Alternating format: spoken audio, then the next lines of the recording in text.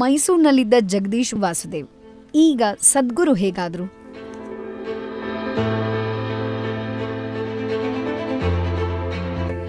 ಆಂಧ್ರ ನಿಮ್ಮ ತವರು, ಆದ್ರೆ ಹುಟ್ಟಿ ಬೆಳೆದದ್ದು ಕರ್ನಾಟಕದಲ್ಲಿ. ಈಗ ಈ ದೊಡ್ಡ ಕೇಂದ್ರ ಇರೋದು ತಮಿಳ್ನಾಡಲ್ಲಿ. ಶಂಕರನ್ ಪಿಳ್ಳೈ ಅಂತ ಶುರು ಮಾಡ್ತೀರಾ? ನನ್ಗ್ಯಾಕೋ ಶಂಕರನ್ ಪಿಳ್ಳೈ ಕೇರಳದವರು ಅನ್ಸುತ್ತೆ. 4 ರಾಜ್ಯಗಳಿಗೆ ನೀವು ಸ್ವಂತ ಅಂತ ನಾವು ಸೌತ್ ಇಂಡಿಯನ್ಸ್ ಹೆಮ್ಮೆಯಿಂದ ಹೇಳ್ಬೋದಾ? ನಾ ಎಲ್ಲರಿಗೂ ಸ್ವಂತ, ನನಗೆ ಎಲ್ಲರೂ ಸ್ವಂತಾನೆ. ಆದ್ರೆ ತಮಿಳ್ನಾಡು ಮಾತ್ರ ಸ್ವಲ್ಪ ಸ್ಪೆಷಲ್. ಯಾಕಂದ್ರೆ ಇಲ್ಲೇ ನೀವು ಇಷ್ಟು ದೊಡ್ಡ ಕೇಂದ್ರನ ಮಾಡಿದ್ದೀರಿ. ನೀವು ಹಾಗೆ ಹೇಳಿದ್ರೆ ನಾನು ಫೆಸ್ಟಿವಲ್ ಇಂಟ್ರೊಡ್ಯೂಸ್ ಮಾಡಿದ್ದೀರಾ, ಅದಕ್ಕೆ ತಮಿಳ್ ತೆಂಬು ಅಂತ ಹೆಸರಿಟ್ಟಿದ್ದೀರಾ. ಇಲ್ಲಿ ಗ್ರಾಮೀಣ ಆಟಗಳೆಲ್ಲ ನಡೆಯುತ್ತೆ.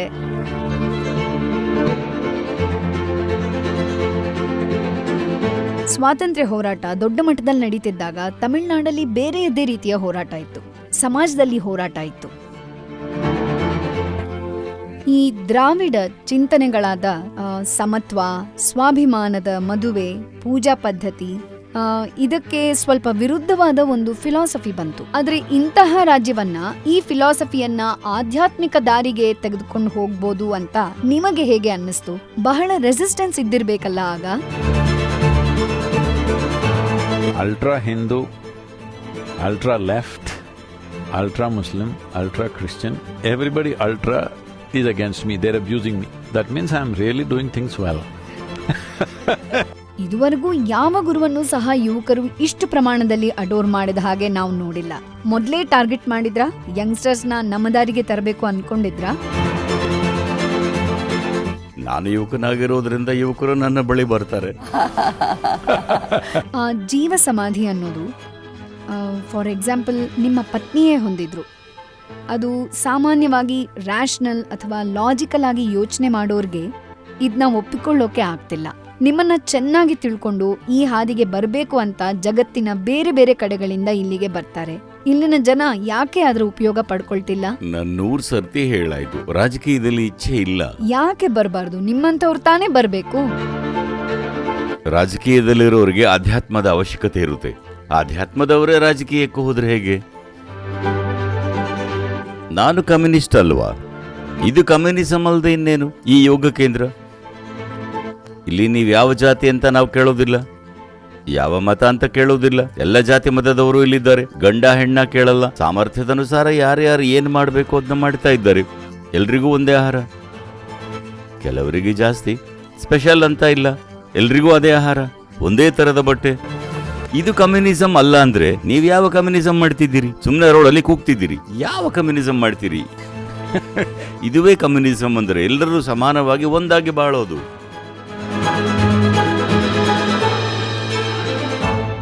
ನಮ್ಮ ಟೈಟಲ್ನ ಸರಿ ಹೊಂದೋ ಹಾಗೆ ಒಬ್ಬ ಗೇಮ್ ಚೇಂಜರ್ನ ಭೇಟಿ ಆಗ್ತಿದ್ದೀವಿ. ಗೇಮ್ ಚೇಂಜರ್ಸ್ ಅಂದ್ರೆ ರಾಜಕೀಯದಲ್ಲಿ ಗೇಮ್ ಚೇಂಜ್ ಮಾಡ್ತಾರೆ, ಇಲ್ಲ ಸಮಾಜದಲ್ಲಿ ಗೇಮ್ ಚೇಂಜ್ ಮಾಡ್ತಾರೆ, ಅಥವಾ ಶಿಕ್ಷಣ ಅಥವಾ ಕ್ರೀಡೆಯಲ್ಲಿ ಗೇಮ್ ಚೇಂಜ್ ಮಾಡ್ತಾರೆ, ಜನರ ಮನಸ್ಥಿತಿಯನ್ನ ಬದಲಿಸ್ತಾರೆ. ಹೀಗೆ ಬಹಳ ಜನ ಇದ್ದಾರೆ. ಆದ್ರೆ ಈ ಎಲ್ಲವನ್ನ ಹೊಂದಿರೋ ಒಂದು ಪರ್ಸನಾಲಿಟಿ ಅಂದ್ರೆ ಸದ್ಗುರು ಜಗ್ಗಿ ವಾಸುದೇವ್. ನಮಸ್ಕಾರ ಸದ್ಗುರು. ನೀವು ಬಂದು ತಮಿಳ್ನಾಡಲ್ಲಿ ಒಂದು ದೊಡ್ಡ ಇನ್ಸ್ಟಿಟ್ಯೂಷನ್, ಒಂದು ಸಾಮ್ರಾಜ್ಯ ಅಂದ್ರೆ ನೀವು ಒಪ್ಕೊಳ್ಳೋದಿಲ್ಲ, ಈ ಒಂದು ಸ್ಥಳವನ್ನ ನಿರ್ಮಿಸಿರೋದು ತಮಿಳರಾದ ನಮಗೆ ಬಹಳ ಬಹಳ ಹೆಮ್ಮೆ ತಂದಿದೆ. ಮೈಸೂರಿನಲ್ಲಿದ್ದ ಜಗದೀಶ್ ವಾಸುದೇವ್ ಈ ಸದ್ಗುರು ಹೇಗಾದ್ರು? ನೋಡಿ, ಈಗ ಈ ತಲೆಮಾರಿನಲ್ಲಿ ಈ ರೀತಿಯ ಒಂದು ಯೋಚನೆ ಬಂದಿದೆ. ಅಧ್ಯಾತ್ಮ ಅಂದರೆ ಅದೊಂದು ತರಹ ಡಿಸೆಬಿಲಿಟಿ. ಕನ್ನಡದಲ್ಲಿ ಏನು ಹೇಳ್ತೀರಾ? ವಿಕಲತೆ. ಅಧ್ಯಾತ್ಮ ಬಂತಂದ್ರೆ ಹೀಗೆ ಕುಳಿತುಕೋಬೇಕು, ಇದು ಅದು ಎಲ್ಲ ಮಾಡಬಾರ್ದು, ಹೀಗೆ ಕುಳಿತುಕೋಬೇಕು, ವಿಕಲಾಂಗರ ಹಾಗೆ, ಲೈಕ್ ಎ ಡಿಸೆಬಿಲಿಟಿ. ಅಧ್ಯಾತ್ಮ ಅನ್ನೋದು ಎಲ್ಲವನ್ನೂ ಮೀರಿದ ಒಂದು ಸಶಕ್ತೀಕರಣ, ಒಂದು ಹುರುಪು, ಒಂದು ಶಕ್ತಿ. ಹಾಗಾಗಿ ಹೀಗೆ ಕುಳಿತರಷ್ಟೇ ಅಧ್ಯಾತ್ಮ ಅಂತ ಹೇಳಿದ್ರಿಂದ ಯುವಕರು ಯಾರೋ ಆ ಕಡೆ ಹೋಗಲಿಲ್ಲ, ಬಿಟ್ಟುಬಿಟ್ರು. ಯಾಕಂದ್ರೆ ಎಲ್ಲ ಮುಗಿದ ನಂತರ ಇದನ್ನು ಮಾಡೋಣ ಅಂತ. ಎದ್ದೇಳೋದಕ್ಕೆ ಆಗದಿದ್ರೆ ಹೀಗೆ ಕುಳಿತುಕೋಬೇಕು. ಮುಖ್ಯವಾದ್ದು ಏನಂದರೆ, ಅಧ್ಯಾತ್ಮ ಅನ್ನೋ ಪದಕ್ಕೆ ಮೂಲಭೂತವಾದದ್ದು ಇಷ್ಟೇ. ನಮಗೆ ದೇಹ ಇದೆ, ದೇಹವನ್ನು ನಾವು ಶೇಖರಿಸಿದ್ವಿ, ಮನಸ್ಸನ್ನು ಮೆತ್ತಗೆ ಸೇರಿಸಿದ್ವಿ, ಇದನ್ನು ಆಹಾರದಿಂದ ಸೇರಿಸಿದ್ವಿ. ಇದನ್ನು ನಾವು ನೋಡಿದ್ದು ತಿಳಿದಿದ್ದು ಹಲವು ವಿಧದ ವಿಚಾರಗಳಿಂದ ಸೇರಿಸಿದ್ವಿ. ಇದನ್ನೆಲ್ಲ ಶೇಖರಿಸಿದ್ದಕ್ಕೆ ಮೂಲಭೂತವಾಗಿ ಏನೋ ಇರಬೇಕು ಅಲ್ವಾ? ಅದಕ್ಕೆ ಏನು ಹೆಸರು ಕೊಡೋದು ಬೇಡ. ಇದಕ್ಕೆ ನಾನು ಅಂತೀನಿ, ಅದಕ್ಕೆ ಸುಹಾಸಿನಿ ಅಂತೀನಿ. 100 ಜನರಿದ್ದಾರೆ, 100 ಜನರಿಗೆ 100 ಹೆಸರುಗಳಿವೆ, ಅದು ಬೇರೆ ವಿಷಯ. ಆದರೆ ಈಗ ಈ ಜೀವಕ್ಕೆ ಸುಹಾಸಿನಿ ಅಂತ ಕರಿತೀವಿ. ಆದರೆ ಮೂಲಭೂತವಾದ ಗುಣ ಏನು ಅಂತ ನಾವು ತಿಳಿದುಕೊಳ್ಳದೆ ನೀವು ಹೇಗೆ ಒಂದು ಪರಿಪೂರ್ಣ ಜೀವನ ನಡೆಸಬಹುದು? ಇಷ್ಟು ವರ್ಷ ಹಾಗೆ ಬದುಕ್ತಿದ್ದೀವಿ. ಆಕಸ್ಮಿಕವಾಗಿ ಬದುಕ್ತೀರಿ, ಭಯದಲ್ಲಿ ಬದುಕ್ತೀರಿ. ಇದರಿಂದ ಎಲ್ಲರೂ ಹೇಳ್ತಾರೆ ಒತ್ತಡದಲ್ಲಿರೋದು, ಆತಂಕದಲ್ಲಿರೋದು ಅಥವಾ ತುಂಬ ಕಷ್ಟಪಡೋದು ಇವೆಲ್ಲ ನಾರ್ಮಲ್ ಆಗಿಬಿಡ್ತು. ಇದು ನಾರ್ಮಲ್ ಅಲ್ಲ. ನೀವು ಹುಟ್ಟಿದಾಗ ಚಿಕ್ಕವರಿದ್ದಾಗ ಹಾಗಿರಲಿಲ್ಲ. ಹೊಟ್ಟೆಗೆ ಆಹಾರ ಇದ್ದರೆ ಕಾರಣ ಇಲ್ಲದೆ ಆನಂದದಿಂದ ಕುಣಿತಿದ್ರಿ. ತುಂಬ ಜಾಲಿಯಾಗಿದ್ವಿ. ಜಾಲಿ ಅಂತ ಕರಿಬೇಡಿ, ಯಾಕಂದರೆ ಮಗುವಿಗೆ ಹೊಟ್ಟೆ ತುಂಬಿತು ಅಂದರೆ ನಂತರ ಆನಂದದಿಂದ ಕುಣಿಯುತ್ತೆ. ತಡೆಯೋಕೆ ಆಗ್ತಿಲ್ಲ, ಕುಣಿಯುತ್ತೆ. ಆ ಥರ ಜೀವ. ಇದು ಜೀವಂತಿಕೆ. ಈ ಜೀವ ಬರ್ತಾ ಬರ್ತಾ ಹೀಗಾಗ್ಬಿಡ್ತು. ಯಾಕೆ ಹೀಗಾಯಿತು ಅಂದರೆ ಮೆದುಳಲ್ಲಿ ಅನಗತ್ಯವಾದದ್ದು ಓಡ್ತಿದೆ. ಮೆದುಳನ್ನು ಹೇಗೆ ಬಳಸಬೇಕು ಅಂತ ಕಲೀಲಿಲ್ಲ. ಜಗತ್ತನ್ನು ಹೇಗೆ ಬಳಸ್ಕೋಬೇಕು, ಮತ್ತೊಂದು ಜೀವವನ್ನೇ ಹೇಗೆ ಬಳಸ್ಕೊಳ್ಬೇಕು ಅನ್ನೋದನ್ನೆಲ್ಲ ಹೇಳಿಕೊಟ್ರು. ಎಲ್ಲ ವಸ್ತುಗಳನ್ನು ಹೇಗೆ ಬಳಸಬೇಕು ಅಂತ ವಿಜ್ಞಾನ ಇದೆ. ನಮ್ಮ ಕೈಯಲ್ಲಿರೋ ಈ ದೇಹನ ಮನಸ್ಸನ್ನು ಹೇಗೆ ಉತ್ಕೃಷ್ಟವಾಗಿ ಬಳಸಬೇಕು ಅನ್ನೋದಕ್ಕೆ ಯಾವ ಶಿಕ್ಷಣನೂ ಇಲ್ಲ. ಈ ಸಂಸ್ಕೃತಿಯಲ್ಲಿ ನಾವು ತುಂಬ ಆಳವಾಗಿ ನೋಡಿದ್ವಿ ಇದನ್ನು. ಇದಕ್ಕೆ ಅಧ್ಯಾತ್ಮ ಅಂತ ಹೆಸರು ಕೊಟ್ಟರು. ಅದನ್ನು ಬಿಡಿ, ನಾನು ಅದರ ಜೊತೆ ಗುರುತಿಸ್ಕೊಳ್ಳೋಕ್ಕೆ ಹೋಗಲ್ಲ. ಮುಖ್ಯವಾದ್ದು ಈ ಜೀವ ಒಳ್ಳೆಯ ರೀತಿ ಕೆಲಸ ಮಾಡಬೇಕಂದ್ರೆ ದೇಹ ಮನಸ್ಸು ಇವೆರಡಕ್ಕೂ ಮೂಲವಾದ್ದು ಏನಿದೆಯೋ ಅದನ್ನು ತಿಳಿದುಕೊಂಡ್ರೆ ತಾನೇ ಸರಿಯಾಗಿ ಉಪಯೋಗಿಸ್ಬೋದು. ನೀವು ಹೇಳ್ದಾಗೆ ಈಗ ಎಲ್ಲನೂ ಹಾಗಾಗಿದೆ. ಅಧ್ಯಾತ್ಮ ಯಾವಾಗ ಅಂದರೆ ಕೊನೆಯಲ್ಲಿ ಏನು ಮಾಡೋಕ್ಕೆ ಆಗದಿರುವಾಗ ತಿಳಿದುಕೊಳ್ಳೋದು. ಆ ಕಾರಣ ಅವರ ಮನಸ್ಸಲ್ಲಿ ಯಾರೋ ತಮ್ಮನ್ನ ಫ್ರೆಂಡ್ಸ್ ಅಂತ ಹೇಳ್ಕೊಳ್ತಾರೆ, ನನಗೆ ಗೊತ್ತಿಲ್ಲ ಅವ್ರು ಯಾರು ಅಂತ. ಇರಲಿ, ಯಾಕಂದರೆ ಆಗ ಇದ್ದವರಲ್ಲಿ ಮೈಸೂರಿನ ಕನಿಷ್ಠ ಅರ್ಧ ಜನಸಂಖ್ಯೆ ನನ್ನ ಫ್ರೆಂಡ್ಸ್ ಆಗಿದ್ದರು. ಹಾಗಿತ್ತು. ಅದರಿಂದ ಅವರು ಹೇಳ್ಕೊಳ್ಬೋದು ಅವರ ಮನಸ್ಸಲ್ಲಿ ಹೇಗೆ ಹೇಗೆ ಮೋಟರ್ ಸೈಕಲ್ ಓಡಿಸ್ತಿದ್ರು, ಆಟ ಆಡ್ತಿದ್ರು, ಅದು ಇದು ಎಲ್ಲ ಮಾಡ್ತಿದ್ರು, ಹೇಗೆ ಅಧ್ಯಾತ್ಮರಾದರು ಅಂತ. ಏನನ್ನೂ ಮಾಡದೆ ಕಲ್ಲಿನ ಹಾಗಿದ್ರೆ ಅದು ಅಧ್ಯಾತ್ಮನ? ಸೊ ಎಲ್ಲವನ್ನೂ ನೋಡಿದ ನಂತರ ಅಂತಲ್ಲ. ಏನು ಹೇಳ್ತೀನಿ ಅಂದರೆ ಅದು ವಿಕಲತೆ ಅಲ್ಲ. ನೀವು ಹೇಗೆ ಬೇಕಾದರೂ ಇರಬಹುದು. ನಿಮ್ಮ ಆಂತರ್ಯನ ಹೇಗಿಟ್ಕೊಳ್ತೀರಿ ಅನ್ನೋದು ಮೂಲಭೂತವಾದದ್ದು. ಕೆಲಸ ಅನ್ನೋದು ಜಗತ್ತಿಗೆ ಸಂಬಂಧಪಟ್ಟಿದ್ದು. ನಾವಿರೋ ಸ್ಥಿತಿ ನಮ್ಮ ಆಂತರ್ಯಕ್ಕೆ ಸಂಬಂಧಪಟ್ಟಿದ್ದು. ನಾವು ಹೇಗೆ ಇದ್ದರೂ ಹೊರಗೆ ಅದೇ ಕೆಲಸ ಮಾಡಬಹುದು. ಆದರೆ ಅದರ ಅನುಭವ, ಅದರ ಭಾವನೆ ವ್ಯತ್ಯಾಸವಾಗಿರುತ್ತೆ. ಮರೆತು ಬಿಟ್ವಾ ಸದ್ಗುರು? ಆ ಸಿಹಿಯಾದ ಅನುಭವ ಅನ್ನೋದನ್ನ ಎಲ್ಲೋ ಮಧ್ಯೆ ಬಿಟ್ಬಿಟ್ವಾ? ಹೌದು. ಮುಖ್ಯವಾಗಿ ಏನಂದ್ರೆ ಆ ಸ್ವೀಟ್ ಮೊಮೆಂಟ್ ಅಂತ ನೀವೇನಂತೀರಿ? ಚಿಕ್ಕ ಮಕ್ಕಳಾಗಿದ್ದಾಗ ನೀವು ಈ ಜಗತ್ತಿನಲ್ಲಿದ್ರಿ. ಈಗ ಇಲ್ಲೇ ಒಂದು ಜಗತ್ತನ್ನು ಸೃಷ್ಟಿಸಿದ್ದೀರಿ ತಲೆಯಲ್ಲೇ. ಹೌದು, ಆ ಜಗತ್ತಲ್ಲಿ ಇದ್ದೀರಾ. ಆ ಜಗತ್ತಲ್ಲಿ ಎಲ್ಲ ಕೆಟ್ಟು ಹೋಗಿದೆ ತುಂಬಾನೇ. ಸದ್ಗುರು, ನೀವು 4 ಸೌತ್ ಇಂಡಿಯನ್ ರಾಜ್ಯಗಳಿಗೂ ಸ್ವಂತ ಅನ್ನೋದು ನನ್ನ ಅಭಿಪ್ರಾಯ. ಆಕ್ಚುಲಿ ಜಗತ್ತಿಗೆ ಸ್ವಂತವಾದವರು. ಯಾಕೆ ಹೇಳ್ತೀನಿ ಅಂದ್ರೆ, ಆಂಧ್ರ ನಿಮ್ಮ ತವರು, ಆದ್ರೆ ಹುಟ್ಟಿ ಬೆಳೆದದ್ದು ಕರ್ನಾಟಕದಲ್ಲಿ. ಈಗಿರೋ ಈ ದೊಡ್ಡ ಎಸ್ಟಾಬ್ಲಿಷ್ಮೆಂಟ್ ಎಲ್ಲ ತಮಿಳ್ನಾಡಲ್ಲಿ. ಆದ್ರೆ ನೀವು ಯಾವಾಗ್ಲೂ ಕಥೆ ಹೇಳ್ತೀರಿ, on a certain day Shankaran Pillai ಅಂತ ಶುರು ಮಾಡ್ತೀರಾ. ನನ್ಗ್ಯಾಕೋ ಶಂಕರನ್ ಪಿಳ್ಳೈ ಕೇರಳದವರು ಅಂತ ಅನ್ಸುತ್ತೆ. ತಮಿಳ್ನಾಡಲ್ಲೂ ಪಿಳ್ಳೈ ಇದ್ದಾರಲ್ಲ? ತಮಿಳ್ನಾಡಲ್ಲೂ ಇದ್ದಾರೆ, ಬಟ್ ಅಲ್ಲಿ ಇಲ್ಲಿ ಹೋಗಿರ್ತಾರೆ. ಹಾಗಾಗಿ 4 ರಾಜ್ಯಗಳಿಗೆ ನೀವು ಸ್ವಂತ ಅಂತ ಸೌತ್ ಇಂಡಿಯನ್ಸ್ ಹೇಳ್ಕೊಳ್ಬೋದಾ ಹೆಮ್ಮೆಯಿಂದ? ನಾನು ಎಲ್ರಿಗೂ ಸ್ವಂತ. ನನಗೆ ಎಲ್ಲರೂ ಸ್ವಂತಾನೆ. ಅವರು ನನ್ನನ್ನು ಸ್ವಂತ ಅಂದ್ಕೊಳ್ತಾರೋ ಇಲ್ವೋ ಅದು ಅವರ ಆಯ್ಕೆ. ನನ್ನ ಮನಸ್ಸಲ್ಲಿ, ನನ್ನ ಭಾವನೆಯಲ್ಲಿ ಎಲ್ಲ ಜೀವಗಳು, ಮನುಷ್ಯರಷ್ಟೇ ಅಲ್ಲ, ಎಲ್ಲ ಜೀವಗಳು ನನಗೆ ಸ್ವಂತ. ಆದ್ರೆ ತಮಿಳ್ನಾಡು ಸ್ವಲ್ಪ ಸ್ಪೆಷಲ್. ಯಾಕಂದ್ರೆ ಇಲ್ಲೇ ನೀವು ಇಷ್ಟು ದೊಡ್ಡ ಎಸ್ಟಾಬ್ಲಿಷ್ಮೆಂಟ್ ಮಾಡಿ. ಹಾಗೆ ಹೇಳಿದ್ರೆ ನಾನು ತಮಿಳುನಾಡಿಗೂ ನಿಮಗೂ ಏನೋ ಇದೆ. ಆ ಸೆಳೆತ ಏನಿರಬಹುದು? ಸೆಳೆತ ಅಂದರೆ ನನ್ನ ಮನಸ್ಸಲ್ಲಿ ನನಗೆ ನಮ್ಮ ರಾಜ್ಯವಷ್ಟೇ ಅಲ್ಲ, ನಮ್ಮ ದೇಶದ ಬಗ್ಗೆಯೂ ಆ ಎಲ್ಲೆಗಳ ಬಗ್ಗೆನೂ ನನಗೆ ಮುಖ್ಯ ಅನ್ಸಲ್ಲ. ಮನುಷ್ಯರು ಸುಮ್ಮನೆ ಜಗತ್ತು ಒಂದಾಗಿದ್ರು, ಜೀವಗಳು ಒಂದಾಗಿದ್ರು, ಬಿಡಿಸಿ ಬಿಡಿಸಿ ಇಟ್ಟಿದ್ದೀವಿ. ಏನೋ ಒಂದು ಅಡ್ಮಿನಿಸ್ಟ್ರೇಷನ್ಗಾಗಿ ವಿಭಜಿಸಬಹುದು. ಯಾಕಂದರೆ ಜಗತ್ತನ್ನು ಒಮ್ಮೆಲೇ ಮ್ಯಾನೇಜ್ ಮಾಡೋಕ್ಕೆ ಆಗಲ್ಲ ನಮಗೆ. ಇಲ್ಲಿ ಇನ್ಸ್ಟಿಟ್ಯೂಷನ್ ಇದ್ದರೂ ಸಹ ಇಲ್ಲೂ ಡಿಪಾರ್ಟ್ಮೆಂಟ್ಗಳಿವೆ. ಆದರೆ ಅದೇ ನಿಜ ಅಂದ್ಕೊಂಡ್ರೆ ಅದು ಮೂರ್ಖತನವಾಗುತ್ತೆ. ಇದು ಒಳ್ಳೆಯ ಸಂಗತಿ. G20 ಬರ್ತಿದೆ ನಮ್ಮ ದೇಶಕ್ಕೆ. ಇಲ್ಲಿ ಒಂದು ಮೀಟಿಂಗ್ ನಡೆಯಲಿದೆ. ಓ, ಯೋಗ ಕೇಂದ್ರದಲ್ಲೂ ಒಂದು ಮೀಟಿಂಗ್ ನಡೆಯುತ್ತೆ. ಇದರಲ್ಲಿ ನಾವು ಏನು ಮಾಡ್ತೀವಿ ಅಂದರೆ, ಇದು ಇಂಡಿಯಾದಲ್ಲಿ ಮಾತ್ರ, ಭಾರತ ದೇಶದಲ್ಲಿ ಮಾತ್ರ ನಡೆಯೋಕ್ಕೆ ಸಾಧ್ಯ, ಎಲ್ಲಿಯೂ ಹೀಗಾಗಿಲ್ಲ. ಇದರ ಬೈಲೈನ್ ಏನಂದರೆ, One earth, one family, one future. ಇದು ತಾನೇ ಅಗತ್ಯ. ಇದನ್ನೇ ಅಂತರಾಳ ಅನ್ನೋದು. ಯಾಕಂದರೆ ದೇಹದ ಮಟ್ಟದಲ್ಲಿ ನೋಡಿದರೆ ಅದು ನೀವು, ಇದು ನಾನು. ಮನಸ್ಸಿನ ಮಟ್ಟದಲ್ಲಿ ಅಲ್ಲಿ ಇಲ್ಲಿ ಸೇರಬಹುದು, ಆದರೆ ಅದು ಇದು ಬೇರೆ ಬೇರೆ. ಅಂತರಾಳದಲ್ಲಿ ಅದು ಇದು ಇರಲ್ಲ. ಇದರಿಂದಲೇ ಅಂತರಾಳ ಹೊಕ್ಕಿ ನೋಡಬೇಕು ಅನ್ನೋದು. ಯಾಕಂದರೆ ದೇಹ ಒಂದು ಬಗ್ಗೆ ಸುಳ್ಳು ಹೇಳ್ತಿದೆ, ಮನಸ್ಸು ಇನ್ನೊಂದು ಬಗ್ಗೆ ಸುಳ್ಳು ಹೇಳ್ತಿದೆ, ಸಮಾಜ ಮತ್ತೊಂದು ರೀತಿ ಸುಳ್ಳು ಹೇಳ್ತಿದೆ. ಅಂತರಾಳಕ್ಕೆ ಇಳಿದು ನೋಡಿದರೆ ಎಲ್ಲ ಜೀವ ಒಂದೇ ರೀತಿ ನಡೀತಿದೆ ಅನ್ನೋದನ್ನು ಅನುಭವಾತ್ಮಕವಾಗಿ ನೋಡಬಹುದು. ಆದ್ರೂ ಶಿವರಾತ್ರಿಯಲ್ಲಿ ಎಲ್ಲ ಮೀರಿ ಒಂದು ಫೆಸ್ಟಿವಲ್ ಇಂಟ್ರೊಡ್ಯೂಸ್ ಮಾಡಿದ್ದೀರಾ ಹೊಸದಾಗಿ, ಮತ್ತದಕ್ಕೆ ತಮಿಳ್ ತೆಂಬು ಅಂತ ಹೆಸರಿಟ್ಟಿದ್ದೀರಾ. ಇದರಲ್ಲಿ ಗ್ರಾಮೀಣ ಆಟಗಳನ್ನ ಕೂಡ ಆಯೋಜಿಸಿದ್ದೀರಾ. ತಮಿಳ್ ತೆಂಬು ಅನ್ನೋ ಹೆಸರನ್ನ ನೀವೇ ಕೊಟ್ಟಿದ್ದ? ಹೌದು. ಅದು ಯಂಗ್ಸ್ಟರ್ಸ್ ತಮಿಳರ ಗತ್ತು ಅಂತಾರೆ, ಆ ಬಹಳ ರೀತಿ ತಮಿಳ್ ಇದೆ. ಲಿಟ್ರೇಚರ್ ಓದಿದವರು ಇಷ್ಟು ಉದ್ದದ ಹೆಸರು ಹೇಳಿದ್ರು. ಅವರೆಲ್ಲ ಹಾಗೆ ಲಿಟ್ರೇಚರ್ ಓದಿದ್ದಾರೆ. ಹೆಸರಿಡಿ ಅಂದ್ರೆ ಒಂದು ವಾಕ್ಯವನ್ನೇ ಹೇಳ್ತಾರೆ. ನನಗೆ ಯಾವ ಲಿಟ್ರೇಚರ್ ಗೊತ್ತಿಲ್ಲದಿದ್ರಿಂದ ನಾನು ತಮಿಳ್ ತೆಂಬು ಅಂತ. ಯಾಕಂದ್ರೆ ತೆಂಬು ಅಂದ್ರೆ ಉತ್ಸಾಹ ಅಲ್ವಾ? ಉತ್ಸಾಹ, ಹೌದು. ಉತ್ಸಾಹ. ನೋಡಿ, ಜೀವನ ಅನ್ನೋದರಲ್ಲಿ ಉತ್ಸಾಹ ಹುರುಪು ಇಲ್ಲದಿದ್ದರೆ ಸತ್ತ ಹಾಗೇನೆ ಅದು. ಹುರುಪಿಲ್ಲದ ಜೀವ ಬದುಕೋದು ತುಂಬ ಕಷ್ಟ, ಕಠಿಣವಾಗಿರುತ್ತೆ. ಹುರುಪಿಲ್ಲ ಅಂದ್ಕೊಳ್ಳಿ, ಮತ್ತು ಅದೇ ಉದಾಹರಣೆ ಹೇಳ್ತೀನಿ. ಇಲ್ಲಿಂದ ಅಲ್ಲಿಗೆ ನಡೀತೀರಿ, ನಿಮ್ಮಲ್ಲಿ ಹುರುಪಿಲ್ಲ ಅಂದರೆ ಹೀಗೆ ದೇಹವನ್ನು ಎಳ್ಕೊಂಡು ಹೋಗಬೇಕು ನೀವು.